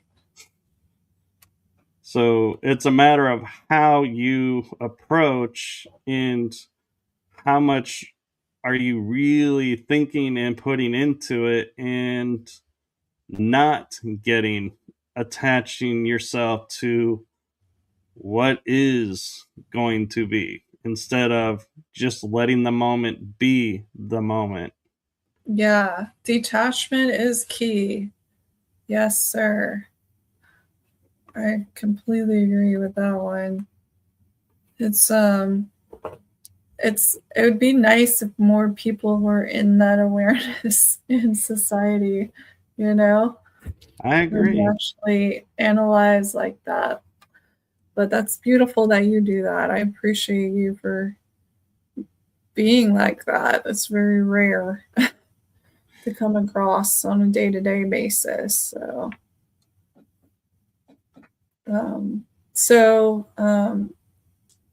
I'm going to move into more of the Mesoamerica understanding of this energy. I was going to say, that looks Aztec. Yeah. So this is Chimalma, and she is the mother of Quetzalcoatl, or the rainbow serpent, as well as the god of death. So again, here's like a trinity where she's like birthing. Quetzalcoatl to me is essentially Jesus in the Mesoamerica tradition. Does that make sense? Yeah. And then Axotl is like the death god, or it could be looked at as like the devil, but Satan, but or even like Shiva, because Shiva is considered a destroyer in the Trinity. But so essentially she influenced life cycles, guides souls through birth, life, and death. So here it's more of like the Pluto, like the transformation energies that are held in the 10th gate, or the Mother of Sorrows, Mother Mary, who holds the Christ light, which is this Quetzalcoatl, which is her son. And for those that aren't familiar with Pluto, it is in astrology like it's the Scorpion. It's Scorpio, right? So Scorpio is all about transformations, about the taboos, life, death, sex, But if you look at the tile here, you can see it almost takes on a scorpion type tail. Like, this is just looking at it from my perspective. Like, if you look behind her, this right here, just it gives me scorpion energy, right? And I'll be honest, I'm Pisces and I saw a scorpion. Yeah. So it's and there's like these little creatures. Like, we could really I could probably dissect this more if I had more time, but essentially she is the mother of Jesus. This is Mary, essentially, in my perspective. So what's interesting is that she had a flower, and like I was saying, to heal things on a macro to micro level, we got to sometimes look at things, and that includes the kingdoms. What do I mean by the kingdoms? The elemental kingdoms, the plant kingdom, the mineral kingdom, the animal kingdom. It all kind of falls within the same influency. So another aspect of my career is I work with flower essences. And an essence of the flower is basically an energy of a flower that's been captured in water using sunlight. So there's like these sonic geometries of a flower, and every flower on the planet targets a different emotion, a different imbalance. If you're trying to bring about healing to something, there's typically a flower for it. So what was interesting is she was actually connected to the hibiscus. And it's like, okay, well, let's work with the flower kingdom, and we're going to take the flower essence of the hibiscus, and we're going to run it through the entire planet, to bring healing to the 10th gate. And what was fascinating is, like, after doing that, several weeks later, I got this confirmation, which says a rare blue hibiscus has appeared in Hawaii for the first time in 10 years. And those who don't know, the Hawaiian gate is a very, very powerful gate. And it just basically confirmed all the work that we had been doing to kind of re-anchor and move through the 10th gate and get everybody back connected to the full source spectrum, and the Godhead was working on a planetary level, and even in the kingdom level there was that sign that was given. So I took that as a divine sign from source creator that like we were on the right pathway. And then moving on, so there's this Scorpio king in Hindu mythos, and this goes back, can you see this? You probably can't see it. I see a hyperlink. Yeah, I'm not going to be able to open it. I'm wondering, can you hear this if I play it? We'll find out. Can you hear that? I don't hear anything right now. Okay, so essentially, there was a man who was stung by a scorpion, and Brahma was impressed by this, and there was like this devil-like energy that came in and basically was challenging Vishnu and was saying that he was the ultimate ruler when he was not. And Vishnu, to me, can be looked at as Jesus in this story. And then his mom was there, which was Mary, but you had this bad guy, I forget his name now, but I think it's Yama. I can't remember. He's the one that Narasima ends up destroying, right? Right. Which is a lion-headed kind of hybrid being that destroys this god because he was basically made invincible. He was granted the wish of like nobody could come up against him. Nothing could destroy him. He like named off all these things where he pretty much was invincible. So there was a god created just to destroy this guy because he had become like the undestroyable one. So this is another kind of comparative mythos that kind of plays into what I'm talking on here, Right. and the different timelines and eons. Go ahead. Sorry. I was going to share, if people are familiar with Hollywood, Dwayne Johnson, The Rock, does have a movie where he's the Scorpion King, and the first part of the story is, he is stung by the scorpion and becomes the king of the scorpions. He survives, but they kind of did away with the other half of the story, I think, and dragged it out to, I don't know if they're ever going to get to it or what, but so if you were wanting to know, if that helps you reference what we're talking about, I was just going to throw that out there because some people may have seen that. And you can easily look up, just look up the god who was stung by scorpion and Hindu mythology, and it should bring it up, the storyline in full, if you want to research it for yourself. I had a video, but it's not going to play on here. I do apologize about that. I'll be better prepared next time with it. You're totally fine.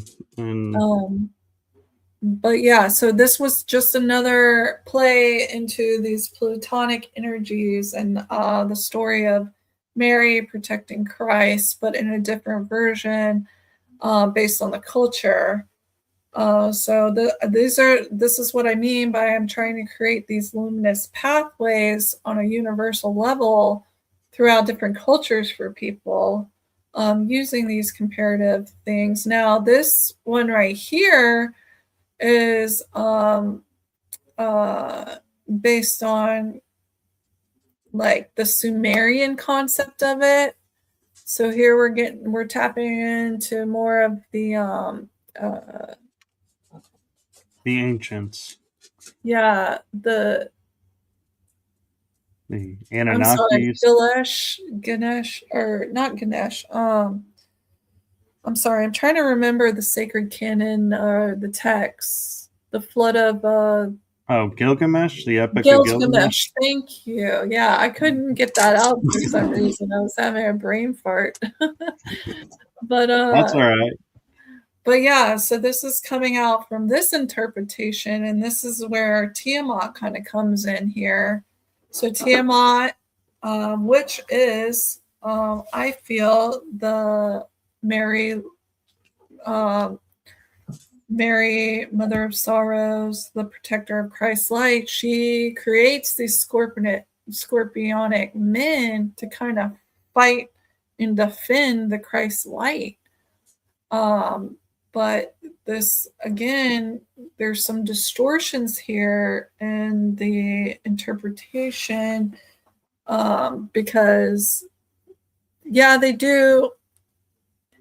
Yeah, scorpionic energy can be seen as chaos, but most importantly, some people's chaos is actually transformation, like Mother Nature. Like, people would label Mother Nature as chaos, like if she had a storm or whatever come through, but sometimes that energy is needed to kind of clear out and cleanse a place and actually birth anew. So again, it goes back to what you were saying, Michael, about good and bad, and how things can be kind of misinterpreted and misunderstood, right? Based on that person's perspective that's perceiving it.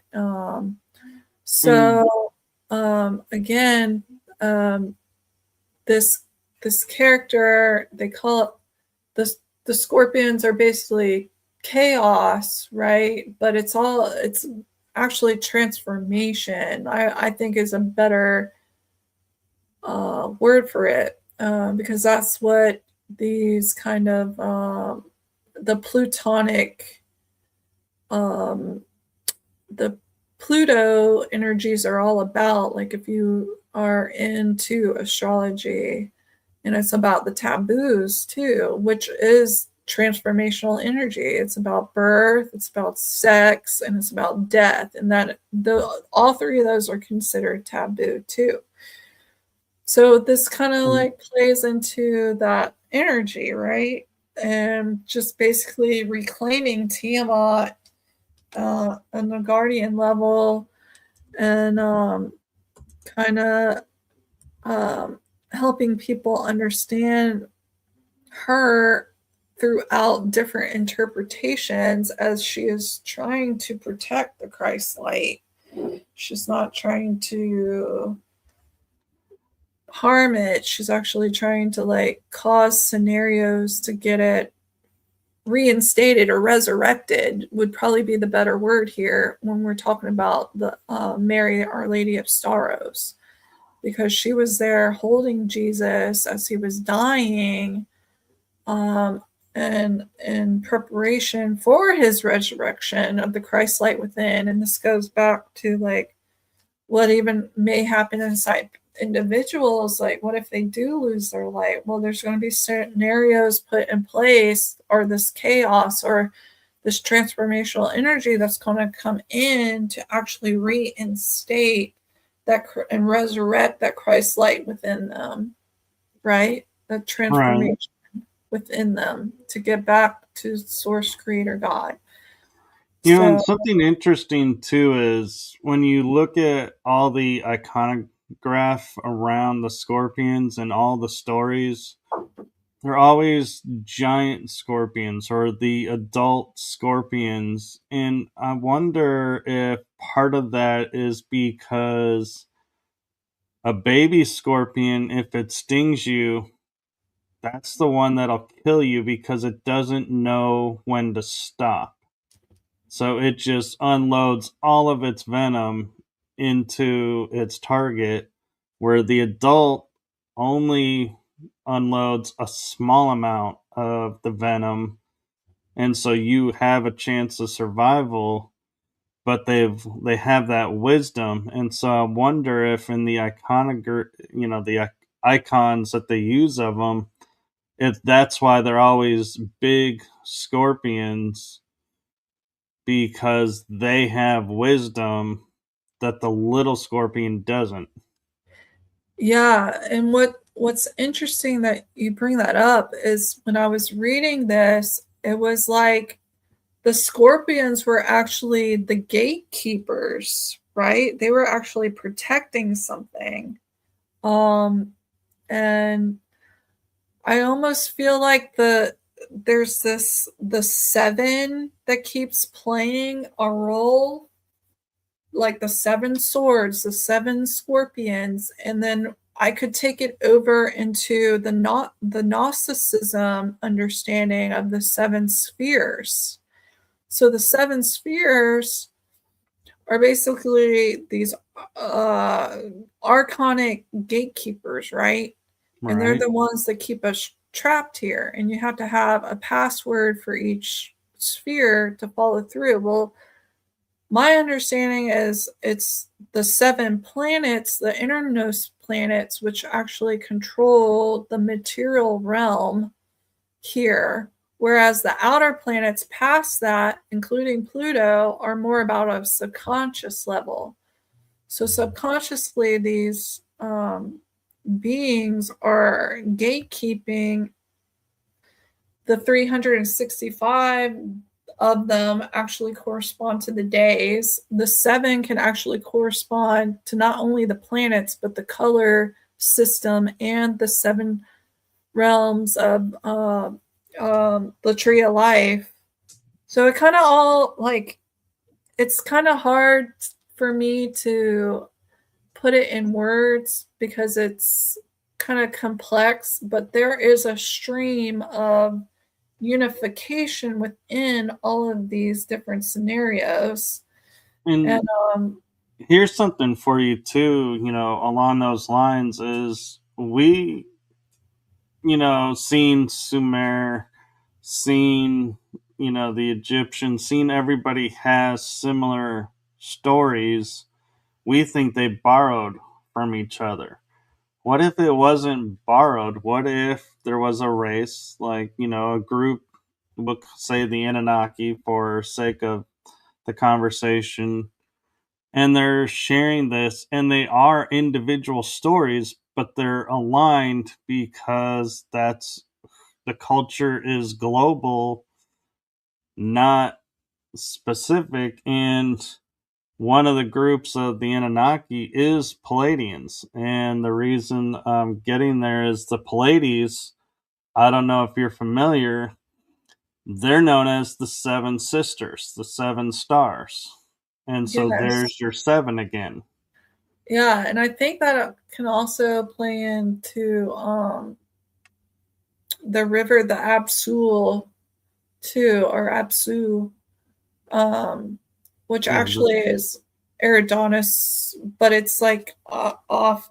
Anyway, it gets in a celestial area too with these stories. Like these right. stories actually connect with the It would be, stars, but yeah, it'd be also like our the mind. Egyptian duat. Yes, yes, with the 12 gates. Yes, exactly. It's the same thing with that even. And this goes back to that micro to macro, like it's just I'm trying to create a luminous pathway where like people can like see all this and see all the distortions and see how it's maybe being used and weaponized into dogmas to kind of put control and constraint on us, and maybe we can navigate out of it now and see the more powerful message behind the Christ light, and the mother void Manu fields that hold that Christ light, and what its true purpose is to neutralize these subconscious poisons and these kind of creatures, the hybridized creatures that are causing the chaos, but really it's transformation energies regardless. It's all serving a purpose down here in this kind of divine play that we have, here, in this experience that we're so blessed to be experiencing, the good and the bad, because it's all helping us evolve at the end of the day, right? Like Right. we're all kind of learning what we came here to learn, and getting the lessons, and we're also teaching the lessons. And yeah, it's kind of like this beautiful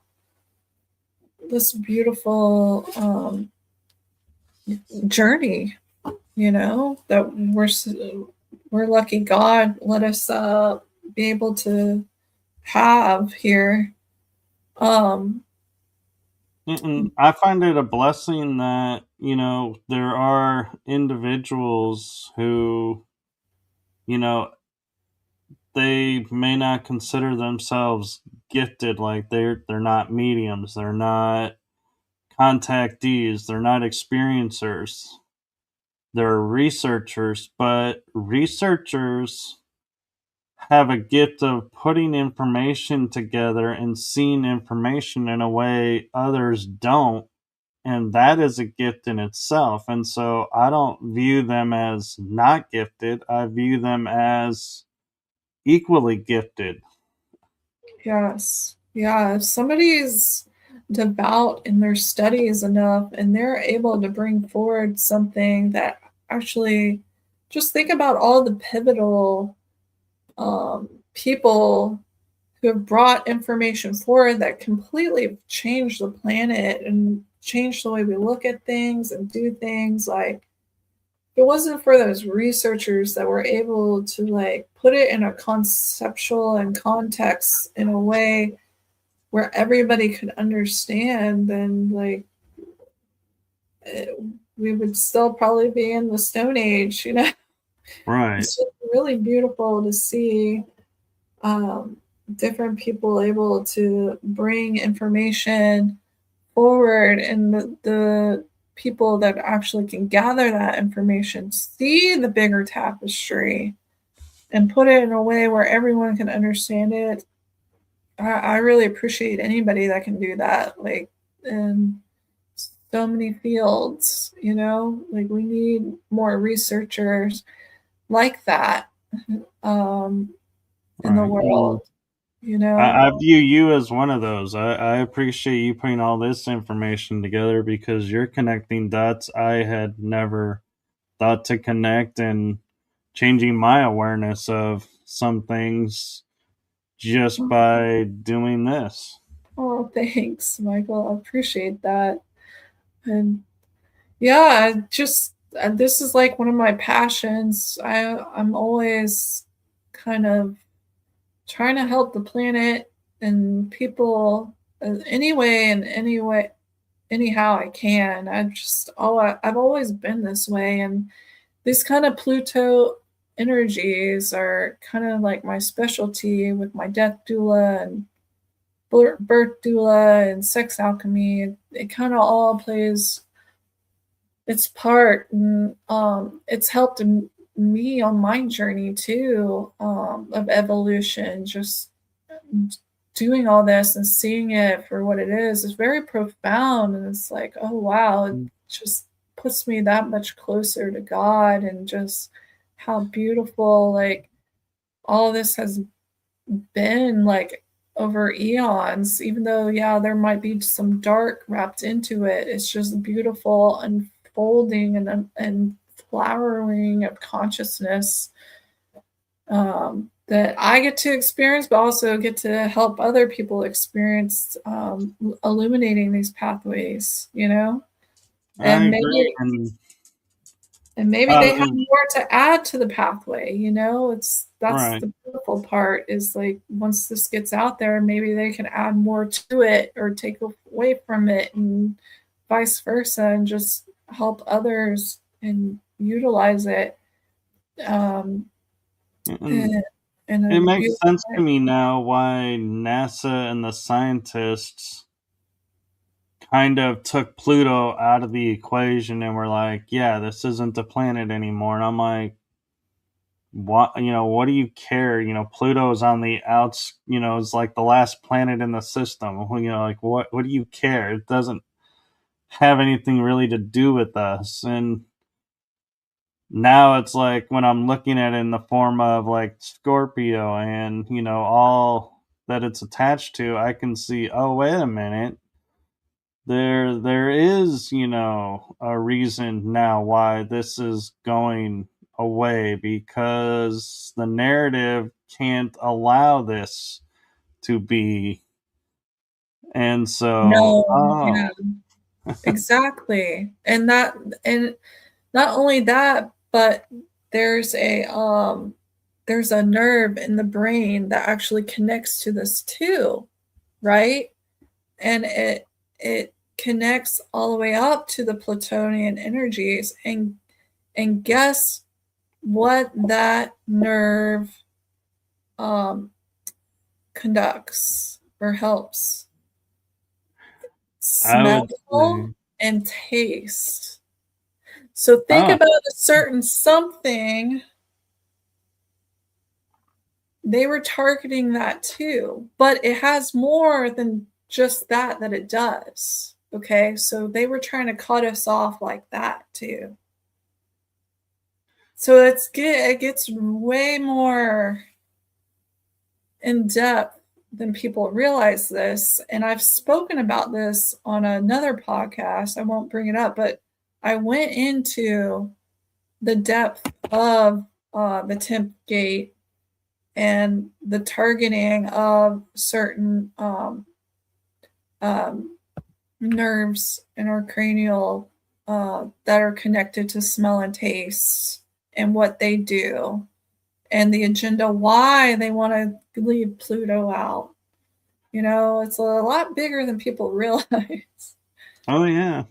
So, um, I just made a connection too, and for the sake of the show, yeah, I'm gonna hold it back, and I can tell people offline what it is. But yeah, I kind of worked hard to have this channel, and I don't want it yeah, shut yeah, down. yeah. That's why I was like, we're gonna just skate around it a little bit, but if Yeah, picking up what I'm putting down, that's good. That's I good. am. Okay. So back to this presentation. So we go into so we just got through with the body as well as the kind of uh, mythos, the comparative mythos of it, right? Well, now we're getting more into like the planetary and the celestial understanding. So what connects to this 10th gate, which we were just also discussing with the nerves and the cranial nerve in the head here, you got Iraq, um, Iran, Kashmir, and Hatshepsut's temple.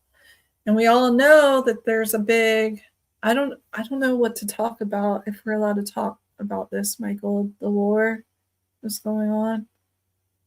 Are we allowed to talk about that? I tend to. Kind of, okay.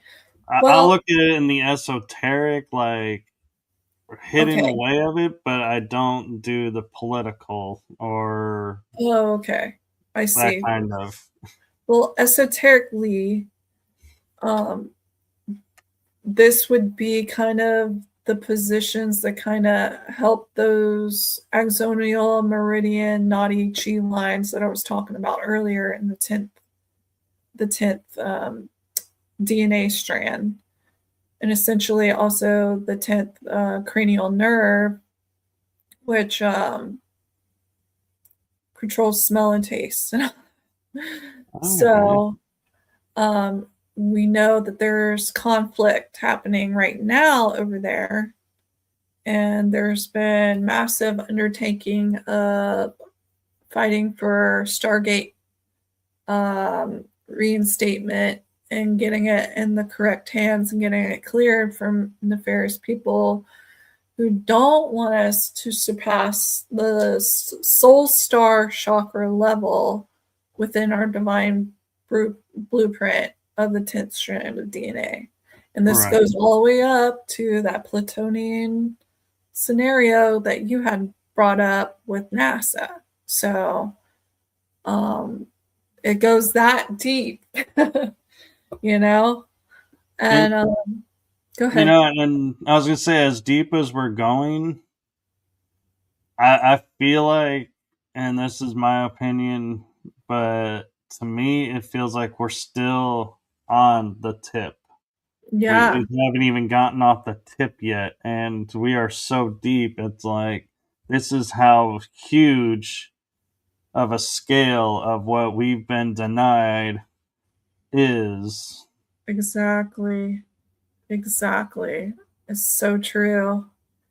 And then so when I start working on a planetary scale, like I said prior, if any like flowers, minerals, or animals come in that I'm guided to work with, I will start working with it.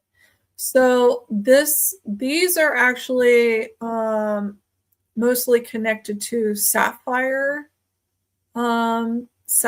crystals, which was pretty blue color crystal. I don't know if you've seen it, but there's also variations. There's also pink and other colors too.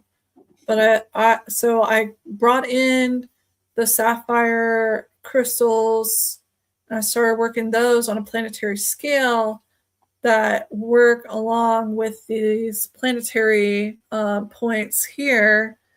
And not only that, but I was also directed to bring in azurite and lapis lazuli, which is actually in the Bible, and it's called the throne of heaven, God's throne stone, and it's actually used in the breastplate of the Magi's. Remember, they had like a breastplate and it had all the stones on it. So that was one of the stones, but there's there's biblical texts that actually connect to lapis lazuli, and please feel free to research that yourself because it's fascinating. Yeah, and I actually have an interesting question for you around the sapphire, like the sapphire, emeralds, crystal, actual crystals and everything. Scientists are now growing them in labs and making them look just like the real thing. And my question to you is, if you go to a store, like a crystal store, because I'm sure they know they're buying lab versus real, but they don't disclose it. Does it carry the same energy and the same purpose, or because it's created artificially, you're not getting any benefit actually from it because it's not the natural? Well, it's all in perspective. So the emerald, the sapphire, and the ruby have the same like if you look at the structure of the molecules, it grows in the same kind of shape. I can't remember if it's 3 or 6. I should know this. Sorry, but No, you're fine. It was a question nobody probably thought would ever come up. I would always prefer the organic versus a lab grown, but honestly, sometimes it is extremely difficult. Like I know of a gentleman, he's a dealer, and sometimes he even gets caught up on like, is this real? Is this fake? You know, it's getting harder and harder to tell. And honestly, we can talk about in vitro, and we could talk about babies and stuff like that. Like, does that make them any less, like if they're created in a lab and then inserted in a mother, or just if they're not even inserted in a mother, does that, you know, there's all these like little nuances that we could really like go down, not only with stones, but just like comparatively, like, I don't know, we could get really philosophical here, but I would always want organic, you know, versus lab grown. Yeah, it's like I say, we're going down the rabbit hole, and every time you think you hit the bottom, it opens up again and becomes deeper and deeper. So in reality, it's, you know, you decide how far down the rabbit hole you want to go, because I don't think we'll ever, in my experience, ever have anyone that sits there and goes, hey, this is the rock bottom of the rabbit hole. Here's Right. everything you need to know. And we're like, hey, we finally got all the answers. It's like, no, because I No. inevitably feel like somebody is going to come up with a question and rip that hole Right. open. And it's like, oh, we thought we were done. And then, not to like get super off topic, but have you seen the diamonds that are made, like you take the person's ashes, Oh, yeah. right? And they turn them into a diamond. So there's like that scenario. And it's like, well, if they're just now telling us about this and doing this means they've probably been doing this way longer. So how many of these diamonds and rubies and emeralds and whatever are actually people?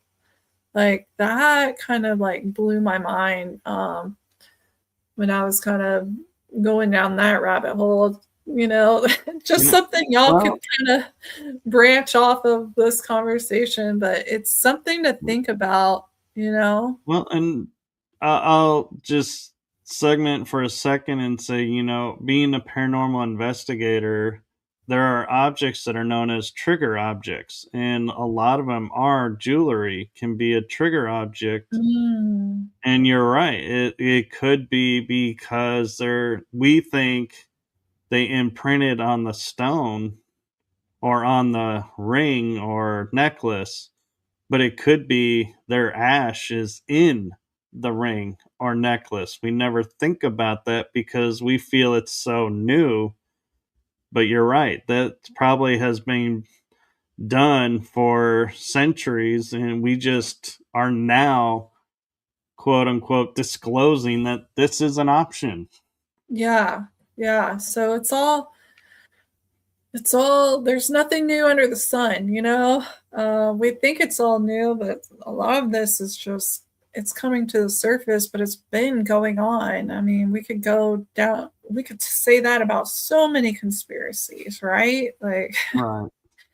it's all been done before. It's just now it's coming out of the dark into the light, and people are getting awareness of it. Yeah, and So, it's almost like I want to say, for all you people out there that think disclosure isn't happening, hey, we just disclosed something for you. So disclosure is happening. it's happening right here. You got a first row seat. Okay, so this is going to get into more of the celestial aspects of it. So not only is Pluto connected to it, but also the Scorpius constellation, which, hello, Scorpions, that's you guys. You're this dwarf planet, that's you. Um, so again, the Scorpion comes into play here. Also Vega, which is in one of the Byron contexts. So Vega is even higher than Pluto. So on the smallest planetary scale, it's this, and then it moves up to the constellation, then the planet, and then to the celestial planet Vega. So again, I'm reiterating the nesting patterns, right? And this right here is essentially, remember how we were talking about that Hindu god that was created to kill the demon that nobody else could kill? Well, this is basically the same thing in Greek mythology. And you see here, it's got the lion body with the ram's head and then like the snake's tail, but it's this hybridized being that was created in order to kill these demons that nobody else could kill, that was kind of like running the planet. So again, this is more comparative connections that I made when I was kind of unlocking a lot of this stuff. And this goes back into Tiamat too, because Tiamat consciousness is held within this Kepler belt. So Tiamat was a planet that was exploded. And it goes even more in depth, Michael. I'm just kind of keeping it elementary for right now. That way people can follow along. But yeah, you're fine doing that. And I was going to say on the prior slide, when you were saying Vega is the top, like echelon, so to speak. Yes. What came to mind when you said that in my mind was the movie Contact, aptly named. They made contact with Vega. And they're the ones that sent that sphere. And she went and had this huge experience with her dad. Yeah. And they on the Earth were like, you never left. You were gone for 12 seconds. But yeah, and so it's interesting, how they would correlate, contact Vega. Yeah, that's so cool. I forgot that little detail. I'm glad you pointed that out to me. I'm gonna have to rewatch that now. But yeah, that's a cool cool thought there. Vega, yeah. So the Lyra system, there were 3 stars, but Vega is the main gate. Well, it's not the main, it was actually 11 and a half, but there was wars on Vega, and I have memories of Vega and there being a war, and I basically held the door open at certain densities for divine family to escape, and I kind of stayed with the ship more or less, and now I'm holding the door open again, but it's like for people to like actually get back up and out. Right. So the Lyran Wars did a lot of quote unquote damage, but not really, because we've learned, what we're conceiving or perceiving as damage, not really how they're perceiving it. And so yeah, it's a tricky thing, is because we're still looking at it through Earth filters, not galactic filters, and we could go on a tangent on that alone for a few hours, but yeah, we'll stick to this. And like you're saying, the brief is great, because that's what I love to do. Is I love to give people ideas and let them derive their own conclusion. Exactly. And that's what I'm kind of like keeping it at. Like, this is, like I said, you don't have to follow or listen to anything. I actually ask you to do the research for yourself and tie all this stuff together, and just like I did, like follow the stepping stones that your heart's telling you and guiding you to go down. But again, this all connects to like the Tiamat consciousness, which is a planet that was exploded and is now the part of the Kepler belt. And then you have these dwarf planets that are also out there. And remember, the 7 inner planets run the material, whereas all the other planetary systems on the outside, kind of tie into the more subconscious. This is why it's called Solomon's seal. It's like David's ring. There's a seal and it's got the 7 planets, and supposedly it's the Star of David with 7 planets around it, but he was supposed to be able to control everything with this ring, right? This magical ring. Well, it's actually like the 7 archons or 7 planets on the inside, which they influence the material realm. Like there's spirals inside of spirals here of energy, and we get hit and influenced by these energies as we're also spiraling and spinning through the galaxy. So the astrology aspect is actually playing into our field as we're moving along, and people are just so disconnected from the macro and the micro sometimes because it's out of sight, out of mind. We don't think like this. So this is playing into the nesting things. And we also have the moon. The moon is basically considered part of that consciousness of Tiamat. But I'm just trying to help people understand. So the Kepler belt's out here right next to like the Plutonian energies, like it's in with that. And what's cool about this one right here is it's egg shaped, which I found interesting because I'm sure there's more, but I found it interesting that it was like an oblong versus like a more spherical, like the moon and whatnot, and the planet Earth. I agree. It is really interesting, because we're always told, oh, planets are spheres, and they are sphere, and there's a reason they're sphere, and because of the music of the spheres, the harmonic frequency and everything. But we define sphere as being round, and we may be wrong about that, and a sphere is round or more oval, in which case everything is still right, but we are basing our perception on something we've been told it is.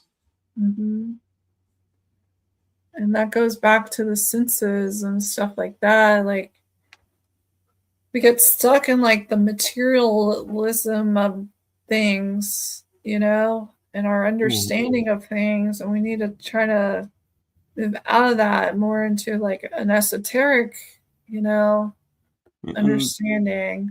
What I find interesting too is like Haumea. To me, when I first looked at it, it looks like an inverted UFO. Like we've been told, like it's the disc with the dome in the middle of it kind of image. And I'm like, is that a planet or a ship? I mean, some people would argue that too, because some of these I call it satellites, but it's more of like a dwarf planet, just like Pluto. But they could very well be. There could be life on it. There could be just consciousness, like highly evolved interdimensionals. And it could be a craft that ran out of fuel and got stuck in orbit, and now we're like, hey, we got a planet. Just cruising the outer rim here, it could be like, and that's what I think is so exciting about astrophysics and astrology, and is just there's so much that is still unknown. Even on our planet, there's still so much that's unknown, but it's exciting to think about all that's hidden our way. New discoveries every day. It makes me excited. Exactly. So going back to some comparative stuff. So these are kind of some of the guides I work with when I'm unlocking things, and they are actually connected to this consciousness. So you have the blue Tara, both in the Buddhist tradition, and this is more Asian tradition right here, the Blue Tara. And this is the Hindu tradition. This is Nila Saraswati, is a form of Saraswati that I work with. But they're kind of like, just like I was comparing the Lady of Sorrows earlier with all these other mythos, like these are all kind of the same, just in different regions.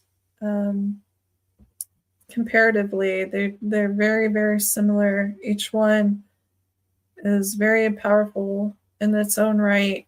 But if you research it, just look up the Blue Tara. There's the Buddhist one, and then there's this one, and then it's Neela, Neela, for the Hindu tradition. But it's kind of the same energy stream. I guess that's what I could call it. And then also one more archetype would be Saint Christopher. So Saint Christopher is Anubis. He's the dog-headed. He is the dog-headed god of the underworld. Yeah. The guide for the underworld. So the underworld is actually the overworld in my perspective.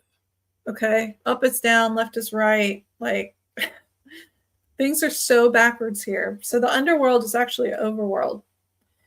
And Anubis to me, who is the guardian of Shulat, that is the 12 tree of life for me. That is the divine blueprint. He is the carrier of the Christ light. He is the void energy.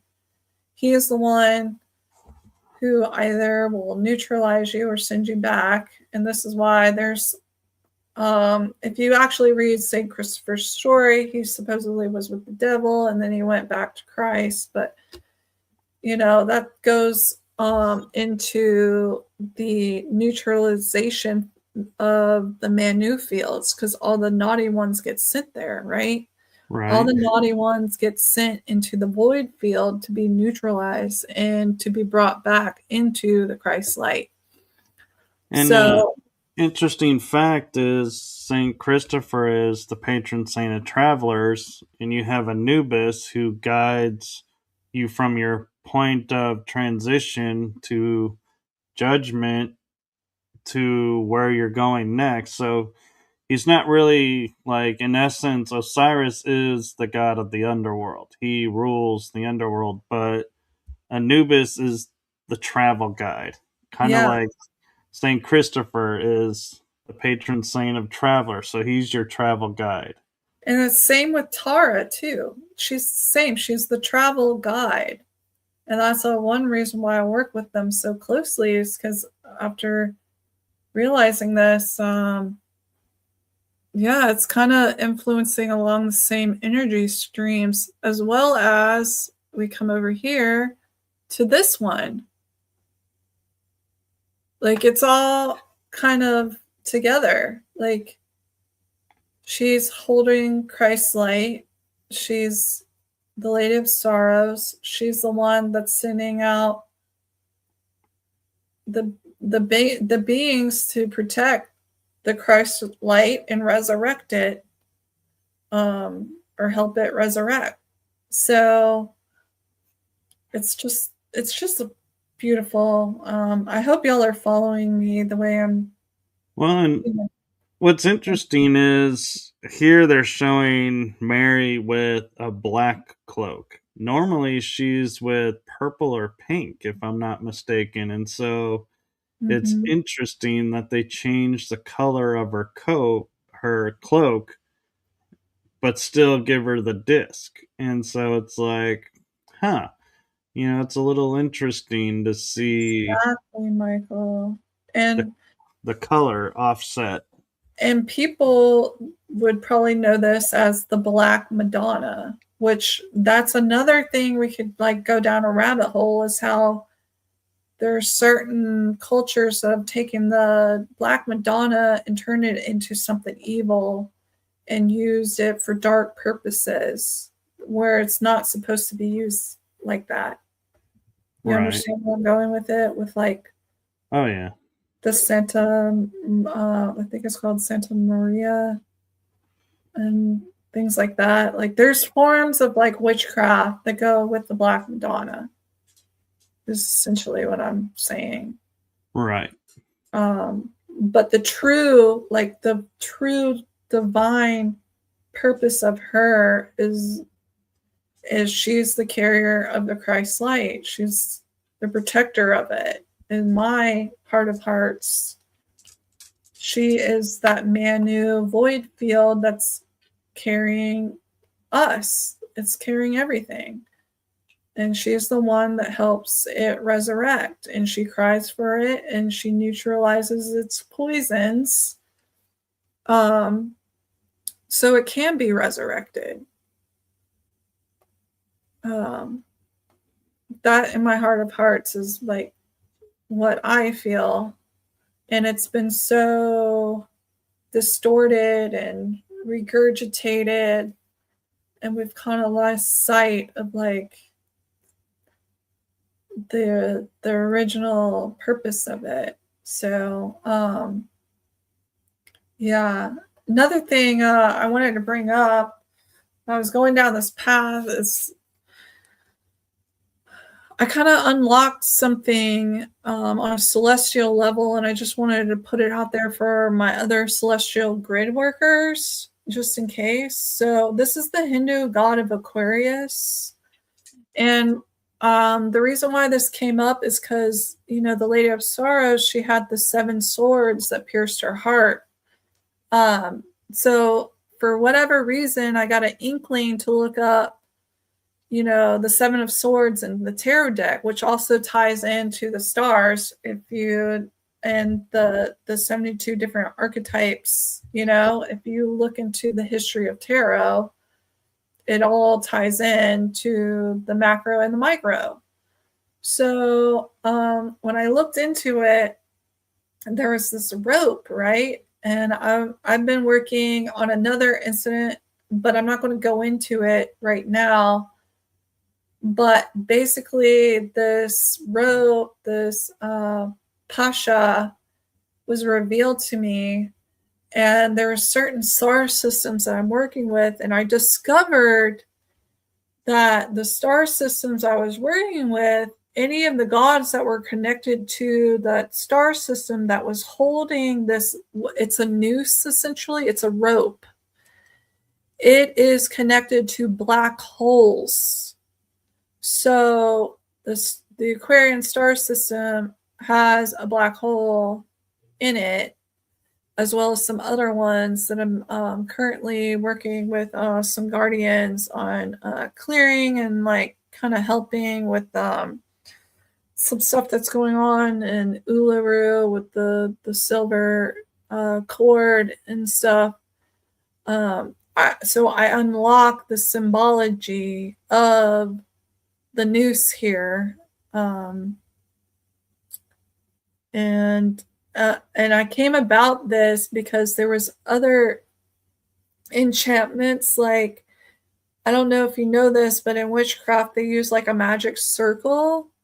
Well, the ropes in Catholicism that they tie around their waist is a magic circle. So I was like undoing like the protection of them basically, and kind of some of the Catholic what should I say here? Dogma. Domination. Yeah, dogma. Thank you. I was trying to like reverse all of that, as well as like the mosaics that use the ropes, because it also ties into Capricorn too, the ropes. And then there was stained glass windows that also tied into ropes and some of the enchantments on the cathedral. Because another thing I do is like I can unlock like pictures, and I've done so much Like I could really delve into it, but it's all back to those nesting patterns where the micro can lead out to macro. So you think you're looking at a painting or a statue, and really it's connecting to a whole other field of on a microcosmic level. So again, back to that. But this is pretty much my presentation, Michael. That I Well, thank you for that. yeah, thank you for having me. And Well, I'll drop that out and bring us back. And, I have to say, I find it really fascinating when you can watch like certain people who will say, this is what this means, this is what this means. And people get lost in it because they're like, it's too scientific or it's too much information being thrown at them. Whereas you get other speakers like you, Micah Dank, I feel like is in this category too, where you're presenting a lot of information, but you're presenting it in such a way that you're not overwhelmed. You're like, I can follow, I can see, I get it. Okay, I'm learning. And I think that that's a beautiful aspect of it. And sorry, I just noticed Terry was asking a question, and I'm not sure if he's referring to the picture, but he says, is that a face or mask in the middle of the noose? no, there's no face or mask in the middle. It's strictly a rope. And there's multiple Hindu gods that carry the rope, but a lot of the ones that are carrying the rope, there is a star system that's associated with it. And that's basically what it all comes down to, is a lot of these stories and these archetypes are actually cosmological understandings that have been told and retold on a minute level and maybe misrepresented, misinterpreted, and used as dogmas to control us. And we've lost the true understanding of it, and just bringing path of illumination to those understandings. And what I'm doing is part of my mission here on the planet. Oh, our apologies, Terry. We didn't mean to Oh, sorry. speak out about that. And one thing I find interesting, as we're talking about the rope, is recently I was on a channeling session where I was talking about how much disclosure was in like cartoons of the 60s and to current, and we just didn't know what we were seeing. And an episode I was watching of Super Friends with I think it's Power Team or something. I forget the full title of it. But Wonder Woman, who carries the lasso of truth, Yes. is been mind wiped and programmed to be a certain way. And Batman, says, hey, I have her lasso. If I put this lasso around her, it should break her free. And it ends up restoring her back to her original self. And I thought, how is it interesting that we're looking and we're seeing ropes and everything, and she's carrying a rope that restores you to your original state And and that see, you cannot lie. And it's like, you bringing that up, it's also that God, he brings about cosmological order. So he uses the rope, he lassos you with the rope, and it's the same thing like you're saying yeah, here right now. And he also rides the Makara, which is chaos, but he brings divine order. It's Aquarius. They have this, the scales and everything like that. So if you think about Aquarian energy, it's the same thing you're talking about with the rope. It's like it's drawing out like the black hole or this this energy is of the constellation itself, or just this cosmological force, is pulling out on a collective level for all of us on the planet anything that's not in order, right? It's like Right. Wonder Woman's rope is being wrapped around the collective, and now, boom, disclosure. And, it's like, and you think about it, when you're looking at all these characters that we're giving in comics, you have one that's the billionaire. You have one that, she flies an invisible jet and has a rope, and that's her really big thing. And you're like, really? But then it's like you realize all the things that can be done with it. It's like, yeah, she mentally can control the rope. So, like, if somebody puts it on the other side of a room, she can connect telepathically to the rope, and the rope will slither its way over to Mhm. help her. And it's like, that rope is so much more, I think, than just the rope. It's like, I think it's sentient almost, because it's responding to her. And then it's like, and it gets you to go, well, if a rope can be sentient, what else in our world that we think is just laying around doing nothing is actually sentient life going through its process? Well, that's why I brought up the monks who wear ropes around their waists. People just think it's part of their outfit. No, there's actually a ritualistic purpose to it. It's supposed to protect them. It's like a protective circle, you Right. know? So yeah, you're touching on some good stuff there. It happens.